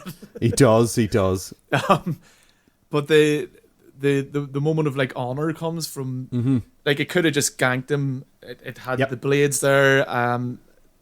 Arnold, or Dutch, seems to be really at its mercy at this point, and it kind of lets him go, takes off this mask, and is kind of wanting to have a like one-on-one battle with him. It's another great character moment for something that otherwise would be just a generic murderous movie monster. And it also it gives you that, because initially, first time seeing it, you go, well, this is stupid, why doesn't it just kill him straight away? And then it kind of gives you this without kind of beating you over the head with it, but it's like, there's something more to this creature than just killing. They seem to have a culture of their own, or whatever. It's almost feels ceremonial when it's standing. It holds him up against a tree, it checks him out, and then it drops him. It just lets him down. It turns away from him and walks away. Like, it's like sort of like High Noon in a cowboy movie, where it's like, take 12 paces, turn and fire, where he, like, it walks away and then it turns around to face him and just bit by bit, it takes the shoulder cannon off. The first thing it does is it takes away its stupid laser weapon that is too big of an advantage. It takes it off and just throws it away. Yeah, and it's dropping stuff all over the place, and it's right. And then it does the thing where it really takes its time taking the helmet off, because it's which is a sort of an argument for fairness as well. It's I'm going to take this faceplate off, and make myself really vulnerable. And you get that moment where it grabs a hold of both sides of the mask and lifts it up, and you're like, man, this is going to be dumb, because you're waiting. Now, there's so many movies I've seen where they show you the monster at the end, a lot of B movies, and you're like, oh my god, that thing is laughable. But this fucking monster is, I mean, it looks like a monster. It looks like a real horrible space monster. Yeah, with weird crab kind of face. I don't even know how to, these mandibles and stuff that just look hideous, and the animatronics behind it are phenomenal. There's bits twitching, and it looks it's a face. It's one of those things that you don't even, when you're initially, the first time you're watching it, you don't think about the animatronics on it, because it looks so good that you're not thinking, you look at the original Teenage Mutant Ninja Turtles movie, and you see those faces move, and they move, they almost look cartoonish the way they move, and that is cool, and it works for that film. But you're also I can kind of see, I'm looking at that and I'm being oh, look at the way the face moves, isn't that wonderful? Whereas in this movie you're just oh my god, it's real, and it's gonna kill him. It's real, and it looks horrible, and it looks frightening, and it's got it has this weird mouth, small mouth, with these two big mandibles with little tusks on either side that open up, and it makes this horrifying, it looks at him, it takes its time, and they go for it as well with us, because it yells out, and everything spreads out as far as it will go while it's yelling, and it's holy shit, that thing's horrendous. It's that Stan Winston magic of, but we built this thing and we are really proud of it, and look how fucking awful it is. It's but also good. how well the I forget his name again. I think you have it in front of you. The actor playing the Predator. Oh, it's Kevin Peter Hall. Yeah, Kevin Peter Hall does an amazing job, because he cannot see a fucking thing out of that, because that is just a big faceplate of, and it was probably scary to be behind, because there's all these moving parts very close to his eyes, I would say. And so he's essentially blinded while he's giving this performance. He has to, this amazing performance. That is the point in the film where you really appreciate the performance of the man in the suit. It's like when you see Lord of the Rings and you see Gollum moving around, you're like, well, he moves really well, because Andy Serkis is doing everything, and he's being really careful and thoughtful about how this thing would move. And Kevin Peter Hall is doing that. He's this huge stomping he's 6.5 feet tall, so he's towering above Arnold Schwarzenegger, who's a fairly big guy, and he looks so intimidating. The way he moves is intimidating. He stomps around like he's really heavy, but then you'll see him move, and you'll be like, he actually does move really well on top of that, so you can believe. And they edited it in ways so that, because it could have destroyed the illusion that when he's hitting Dutch away and stuff, it could have ruined it, because you can kind of tell a wee bit. They cut just in time, but the momentum's not there. It would have looked a bit weak. But they managed to cut it in such a way that you just see the arms start, and they cut to him being knocked away. So you never get pulled out of it fully, where you kind of have to watch it closely to kind of go, that swing is not going to be in any way impactful, but it's very well done. That's good direction. That's John McTiernan. That's John McTiernan behind the camera being like, I know what I'm doing. I know how to shoot this to make it look good. I mean, this is the guy that made Die Hard. A year after this, he makes Die Hard. Yep. Yeah. Oh my God. What a guy, and it's so well shot. It's well shot it's just so believable. Yeah. That's the thing about this movie, is that I don't want to say I believe. I don't mean I'm not I believe you, Predator. Yeah, I believe you, Predator. But it's just so everything feels so weighty during that fight scene. Yeah. Everything feels like the stakes are as high as they can possibly be at that point for everybody. Yeah. But you also get the feeling that like Dutch is hugely outmatched. Oh yeah. Like physically, even like you know they deliberately cast someone like Arnold Schwarzenegger in that role because he could look physically intimidating and strong. And when you put him up, but then it's why it makes it so much more impactful when you put him up against this thing and he's being tossed around like a goddamn rag doll. He's being slapped. There's a point where he's like, he's got his back against this thing and it's punching him in the face and he looks like it's really hurts. And I think that's what you're talking about, where they do the clever cut. Yes. Where it sort of backhands him and he goes flying back. Yeah. And they show that from the start, and then you see it from behind of him rolling back over and out of the way.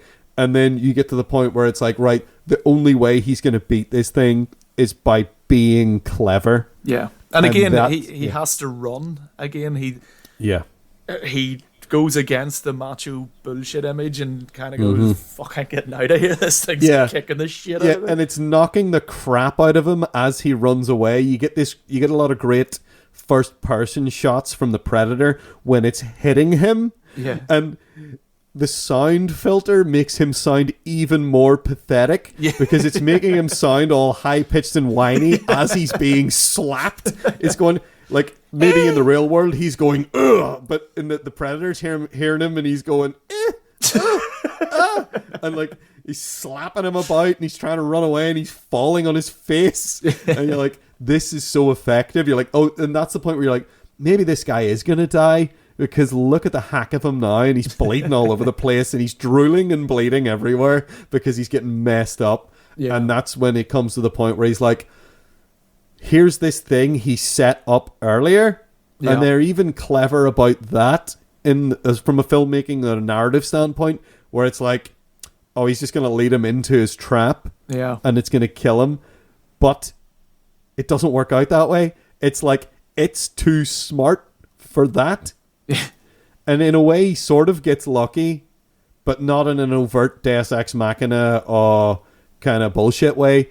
It's that he then susses out a way, he's like, come here, kill me, I'm here. And it's looking at him like, no, this is a trap. This is a bit suspect. Yeah, you stopped trying to run away from me for some reason. And then you see it and it looks up and it starts touching the spikes that he set up. It's like it's rubbing its hands on them and it looks down at the ground and then it's like it turns its head on its side like all cheeky and then it gets up and walks around. And he's like, you just see that again, like, I'm gonna give props to Arnold Schwarzenegger here for his physical performance because he just gets this real look on his face like, oh fuck. No, like, I fucked up. But then, serendipitously, I guess, it comes round to the side where he has put the counterweight for his trap. Yeah. And luckily he's like, and again, I think it works because it's like, his quick thinking then does save him. Yeah. Because he's like, fuck it. And he kicks the thing out then. I kind of wish it didn't... It tries to communicate this with the audience, but I think it lingers too much. And like, you know, him looking, he sees the counterweight. Yeah, and it should have just been that, but then, up and then it shows you him looking again at the stick, the stick that he has to kick to activate it. Yeah. It's just like, it could have been that wee bit more punchier. I think would have worked so much better of just taking out that second part. And just he sees the counterweight and goes, oh no, my plan works. Fuck you. Yeah. But kick, there you go, crush. And then you get the fake out then of, because again, that was a trope in movies up to that point. They play with your expectations then. Yes. Because the log smashes it into the ground and you're like, ha. And he's like, thank fuck. And he has this moment where he's just like relief. Yeah, and anyone at this point who's seen a horror movie or a slasher movie or a monster movie of any kind will instantly go, it's not dead. It's not dead. You roll your eyes. You roll your eyes. Why is he not checking? And you see the log that's crushed it start to jostle and move, and you're like, Yeah. oh, here we go. It's going to rise up like Michael Myers, and it's unkillable. And then he's like, fuck it, gets a rock, and like he's over like, ah! And then he stops when he sees it, and you get this great sort of weird, almost beautiful moment of like, this thing is now pathetic. This thing is now pitiful. It's lying there. It's bleeding and it's broken, and it even like it looks at him and it coughs up blood all over its own face. Yeah. And it's sad, and I think that's something that wouldn't work as well if it were not for the performance of the actor in the suit. Yeah. Combined with the animatronics and all that stuff that's going on in the mask. And even just the style, like if you make, because it's like recognizable, like the human features that it does have. It's sort of got eyebrows a little bit. Like it can emote in a way that like, you know, like the alien from Aliens, the Aliens franchise cannot, you know, you do not feel sorry for that thing. That thing is which is that's the point of that thing, is that it's a terrifying, unfeeling beast. Yeah. Whereas this thing has motivation and thinks and is cruel. I think that makes something more scary, is if it's cruel on purpose. Yeah. You know, that's what makes this thing so intimidating. It's doing all this stuff on purpose because it wants to, which makes its death a bit more satisfying, but then it also gives you that, oh, now I feel sorry for this monster because it's coughing and spluttering, and you can tell it's suffering greatly. Yeah. And you get that great, like, they communicate really well. Actually, something that when it actually is just like, he's like, what the hell are you? And it just repeats, it just parrots back to him what he said. Yeah. You know, and you're like, oh, that's just sad. And then it starts tapping little buttons on its little thing. And yeah, the Predator is a very sore loser. Yeah, he's a wee fucker because he's like, all right, oh, you think you've won? Well, I'm taking you with me. Which, you know, again, macho bullshit again comes to the fore. Intentionally, because it's like, I'm taking you down with me, and it does its little thing where they do a really good job of communicating an alien language or an alien number system. Yeah. In a couple of seconds, you work it out as the character of Dutch works this out. You work out that, oh, that's counting down, because I'm looking at these little symbols and the number of little hashes in each symbol, and they're getting smaller and then reducing, and then it's moving down, and you're like, oh no, and it's got that urge to sort of burp, burp, burp, burp, burp, burp. This thing's getting higher pitched and higher pitched, and you're like, oh no, run away. And they do a great job of that. And you know, if that's a nuclear explosion, I don't know, I assume he'd be irradiated, but movie magic, that's fine. Yeah. And they have the great ending of just like, I don't know how he gets the helicopter, but it doesn't matter. No. Oh, that's at that stage, you know, you know, the threat is dealt with. He gets the helicopter. It was only a couple of miles away. Yeah, it was just there. Well, you see a little perspective of them when the explosion happens. They see it. Yeah. And then they fly back towards it to find him, I guess. And then you have that great moment where he's just like shell-shocked in the seat of the helicopter as it's flying off, just staring out the side. Yeah. Like, which is it's a great way to end an action-packed sort of tense, like solid like 20 minutes of just 100% just tension and release, where it's like exhausting. Yeah. And then you're there and he looks exhausted and he's staring just sorrowfully, like he just can't even, he almost looks like he's so tired he can't think. Yeah. He's just like staring out the side of the helicopter as it flies away. And then you just get that great like da-da-da-da-da-dum, da-da-da-da-da-dum when it cuts, and you're like, oh, and then you get, oh, and then the film's over and you're like, that was brilliant. And then you get that fantastic sitcom outro where all the actors get their little sort of look at the camera and laugh in costume when their name comes up. And that's maybe one of my favorite parts of the whole film because it's so odd. Oh, it is really odd, especially coming from this movie.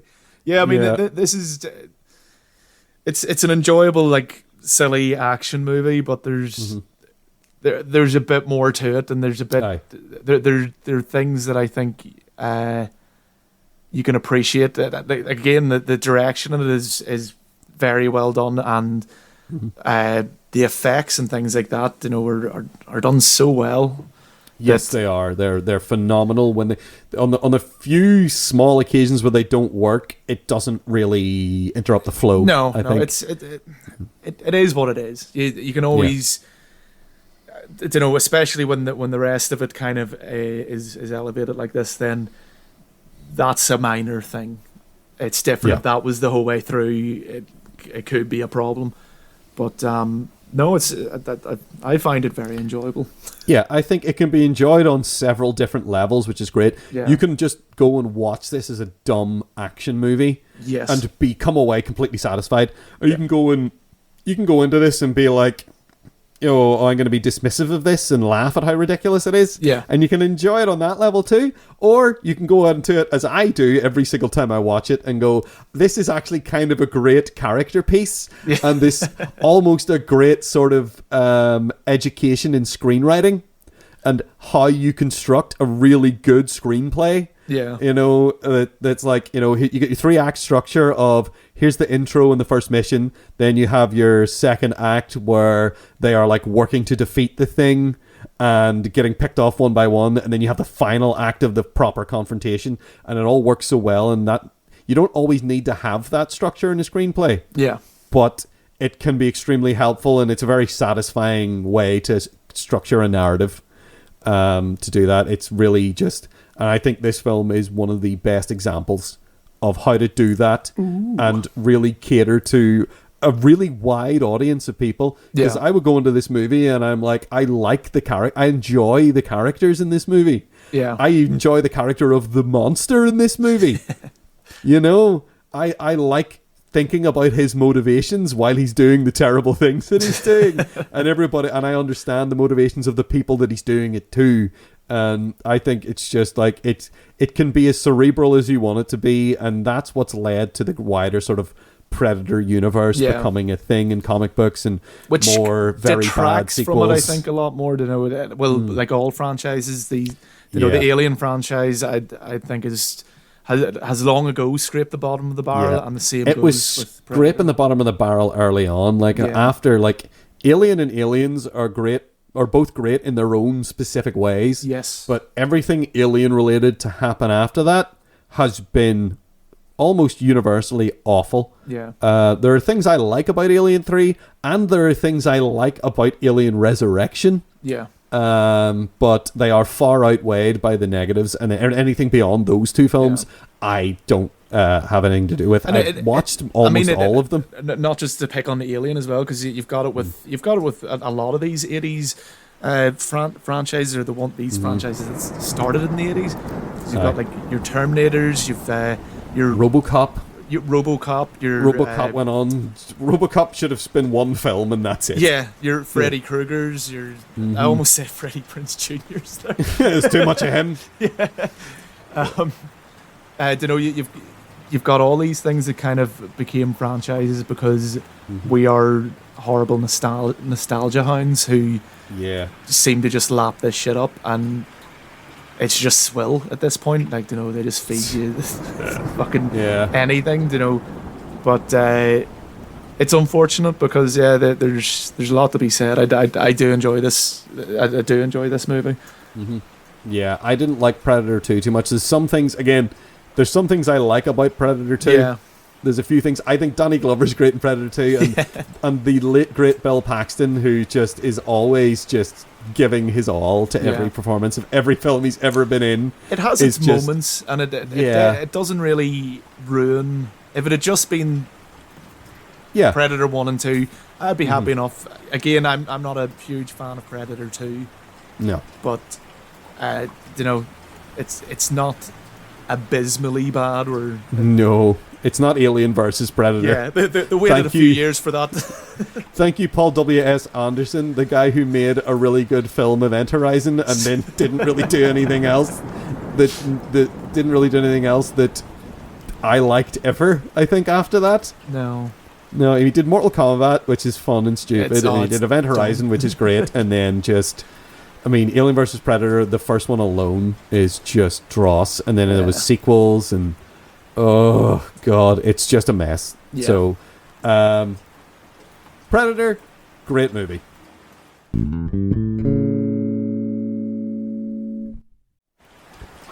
Well, the water level in the hole's sort of gotten up to neck height now, so it's either stay here and drown or get out and confront this thing. So I guess we're at the point now where, John, we got to decide, and I think, once again, it's probably pretty obvious what the answer to this particular question is.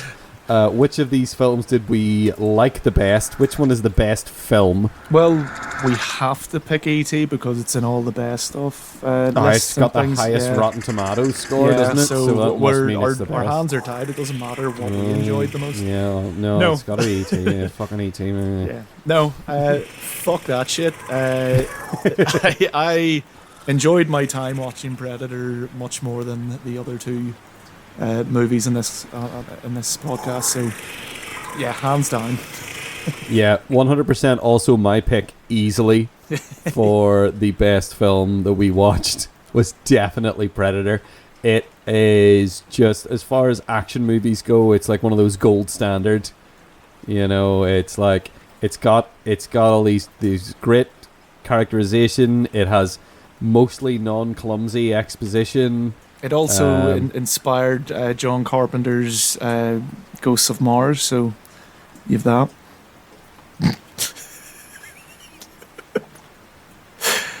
Anyway, please don't make me talk about that film ever again, please. I don't want to. You're the one that keeps kind of steering us towards... You just brought it up now. I did talk about John Carpenter probably no less than 3 times during the entire run of this. That's normal. That's a normal interaction with you.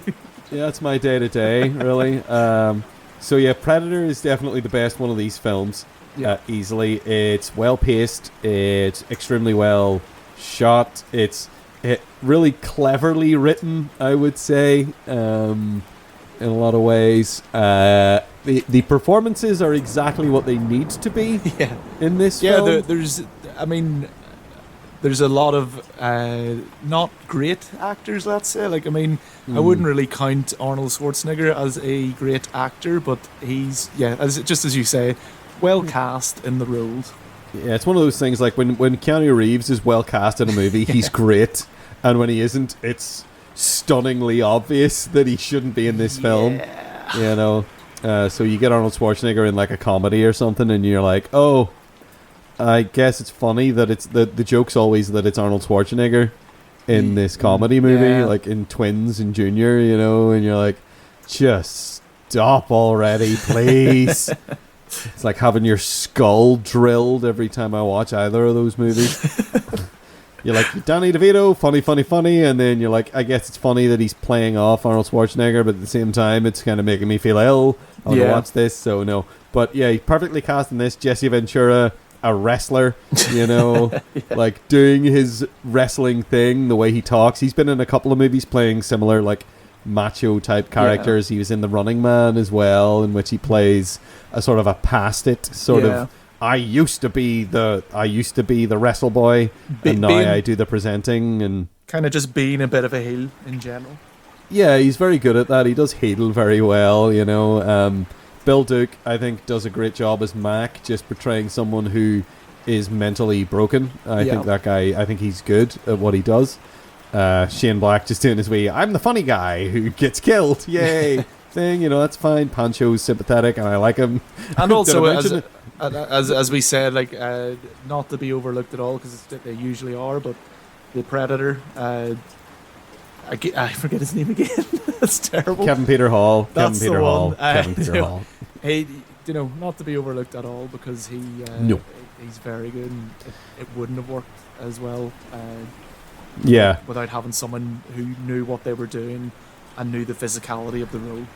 Yeah, if that thing was clarting about at the end of that movie with hunched shoulders and like walking around like a big toddler, like Jason in friggin' Friday the 13th, it wouldn't be nearly as intimidating as it actually ends up being. Yeah. So extra props to him. Now he has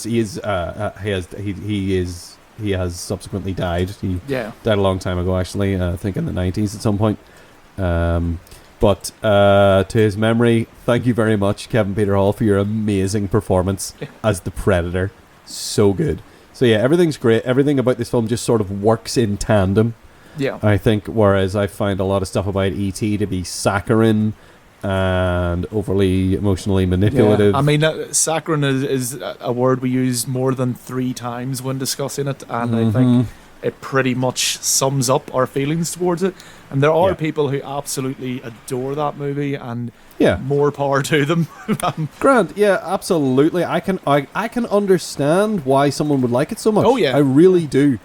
But I can't argue that it's a bad movie. It's just, I think it either grabs you or it doesn't. It either and well, same. I suppose you could say that about every movie in existence, but yeah, you could say about every single piece of art ever made. Yeah, you know, movies are art. They are art that often can be motivated by monetary gain, in that ultimately behind every one of these movies, there's a movie studio that wants to make a profit on it. Yeah. Even like art movies, like movies that people would reductively call art movies. I think that's a silly term. All movies are art in their own way, but all art is speaking as someone who would consider themselves something of an artist and has been in the past made things. Yeah. All art is ultimately motivated by, you want to do it, but ultimately you'd like to be paid for it. Yeah, of course. It's a lot of it is motivated by money in a way. I mean, Leonardo da Vinci did commissions. Yeah. Some of his best stuff was stuff that somebody came to him and said, "I want you to paint my wife." You know, I paint a picture of my wife, not paint on my wife. Not literally paint my wife. Yes. Yeah, but I want you to paint a picture of my wife. I want you to paint my family. I want you to paint this. I want you to paint that. Yeah. And then he's like, all right, I will. Give me the money. And then he paints it. And it's amazing because, of course, it is. Yeah. And that's why he was paid to do it, because he was good at it. One of my favourite things about Bach was he got most, if not all, his commissions from the church. So he had to write church music. And he's much like Da Vinci, actually, as well. He got a lot of commissions from the church too, even though I don't think he was. I feel like he's a guy who probably wasn't very religious, but was quite happy to play along. My favourite thing about Bach is that he would sneak in what they call the devil chord. Oh yes, which and he would sneak it in such a way, because he knew his theory and he knew exactly what he was doing. He would sneak this in without the church really finding out or noticing. And the devil chord's very kind of, famous for, Jimi Hendrix and Purple Haze. That's that chord for anyone who's not musical. It gets shorthanded too. Sometimes people call it a Hendrix chord now. Yes, exactly. They used to not do that, but he sort of, like a lot of things with Jimi Hendrix, he took something and made it his own. And it was so crazy as well, because the reason they call this the devil chord was it just has a lot of dissonance in it, which is... It sounds a bit funky. Yeah. It sounds a bit funky, which I mean literally in the actual term of funk music. It sounds funky. You'll find it in funk and jazz a lot. Yeah. You'll find the use of that sort of shape, that structure of a chord happen. So so artists have always made money out of their art. The most famous ones are tried to, at least. I mean, Van Gogh is famous for having a terrible life in a lot of ways because he didn't make a lot of money at his stuff. Yeah. And he sort of lived like a hobo a lot of the time, and his stuff only became valuable after he died. Yeah. But he was trying to make a living out of it while he was alive. People want to make a living out of their art. So, yeah, you can absolutely interpret art whatever you want. Some people like E.T. Sorry, we are talking about E.T., by the way. We're talking about all this stuff. So some people will watch E.T. and think it's great, and some people will think it's dross, and some people will be like, meh.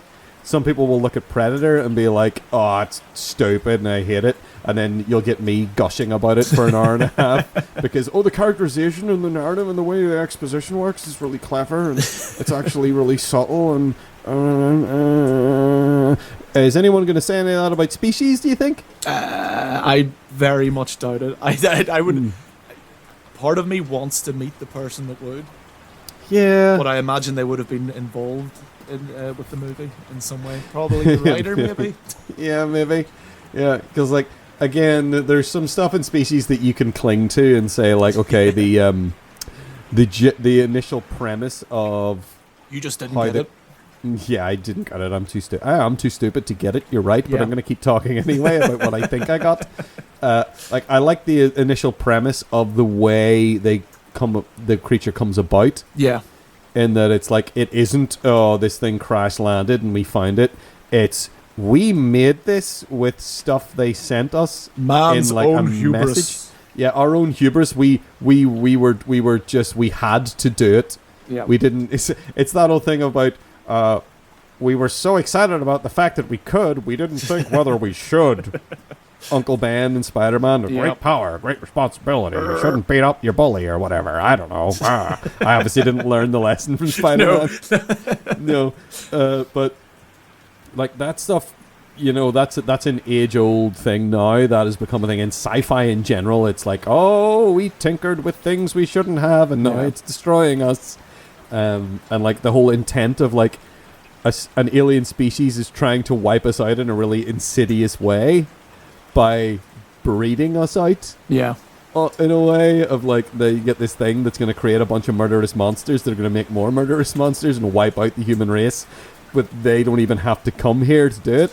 I like that. That's something I actually appreciate about real armchair way of invading somewhere. Yeah, you don't even have to get up off your arse to do it. You just send them a text message. You send them a wee file over WhatsApp and be like, "Here you go, mate." And they're like, "Oh, that's so exciting." And you let them destroy themselves. Sexting them.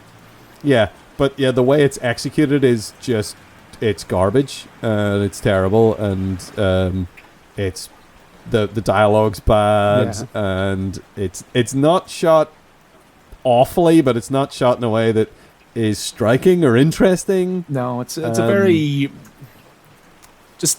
I was going to say kind of middling movie, but it's not. It is a bad movie. It's bad. It's bad. This director, but of course, he went on to make Dante's Peak, which is a movie that I'm going to say that I have thoroughly enjoyed. Dante's Peak. But once again, I enjoyed Dante's Peak for all of the reasons that maybe they didn't intend. I enjoy the melting grandmother scene, most of all, which you're maybe not supposed. You're probably supposed to feel sad at that point that she's being dissolved in an acidic lake or whatever. But I really didn't care. I thought it was great. I'm a sick fuck. That's probably also why I don't like E.T. Yeah, we're dead inside. Yeah. So there we go. Predator wins. Again. Yep. So let's get back to the matter at hand then. So which of these films... The important thing. The most important part of this whole process, of course, is which of these films is going to help us best deal with being confronted by this single alien invader that we now find ourselves forced to confront? What do you think? Well, instantly we have to rule out Species because Syl survives in some way or form with the rat at the end. So it's true. So they don't deal with the problem. Therefore, also, they're trying to stop her breeding and they fail to do that. Yeah. So they're fail. very in fact, crap. One of them, in fact, enables the whole thing. So it's their fault that there's a child in a way. Yeah, very much so.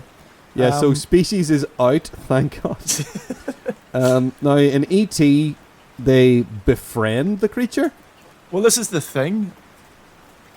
Out of the two options, I would probably, for me, the best hope I would have is to hope that the alien goes the fuck home, because I'm not. I don't think I could build the traps that that Dutch builds in Predator. You don't think we are not equipped, even with the information that we gain from watching Predator, we are still not equipped to employ those same methods? As I mentioned when we were talking about it, he pretty much bends a fucking tree right his back to make a bow. Yeah. If I built a bow, it would be very shit, and it would the arrow would go nowhere. Plus, the arrow would be blunt. Straight. Yeah, the arrow would be just a stick that you found. I would just get bored of whittling it and just like, and that'll do, won't it? I'm just gonna hit him around the head with it when he shows up. Yeah. So I guess what we're saying then is that, like, are we saying then that the best option is to take the ET method. To ring. Try to call his mum. We'll call his mum and say, "Here, come pick him up and take him home, because we don't want him." This lad's doing my head in. This lad here is he's causing an awful ruckus down here, and if you could just swing by and pick him up, would you? Call a space Uber. They're bound to have Uber in space by now. Yes, they are. You can just do that on your actual phone as well. I mean, I will say, that this maybe is a tie in a bit of a strange way, because I think if you have the strength to build all the traps, then definitely go the Predator route. Indeed, if we had the time to go and work out at the gym and get real Schwarzenegger buff like he is in the movie. Yeah. Which I don't know how much time that would take for me to do that. I don't think there's a clock built that can measure the amount of time that it would take for me to achieve that. So theoretically, someone better than us maybe could employ the Predator method. I think as far as with our current from going from a right now and this is urgent scenario, we're best trying to either get his ma to come pick him up or make friends with him so he doesn't hurt us. Yeah, and hope that he wants to go home. Yeah, and hope that it's his also desire to leave, or maybe we'll just encourage him to leave. Right, okay. So that's our method, that's our pick then. So, if I was going to say, we haven't really built a bunker this time. We've sort of got a hole full of water now, really, that we're just sort of treading water in. So the Predator goes in the chamber in our hearts, and somewhere down at the bottom of this deep hole, we will put a copy of E.T. for anyone else who comes along who finds himself in this scenario and needs help out, and maybe also a copy of Predator down there with a little sort of asterisk drawn on it. If you're really buff, if you're a big buff monster man and you can build all the traps, yeah. All right, so that's all the time we have for this week because we're about to drown, so we need to get out and deal with this thing now. Maybe give him some Reese's Pieces or something, and that'll ingratiate him to us. We are on Twitter. We are at 7 Day Apocalypse. That's at numeral 7 Day Apocalypse. Any questions, feedback, comments, whining, you can email us at filmcast@thisweeksapocalypse.com. That's filmcast@thisweeksapocalypse.com. Bye!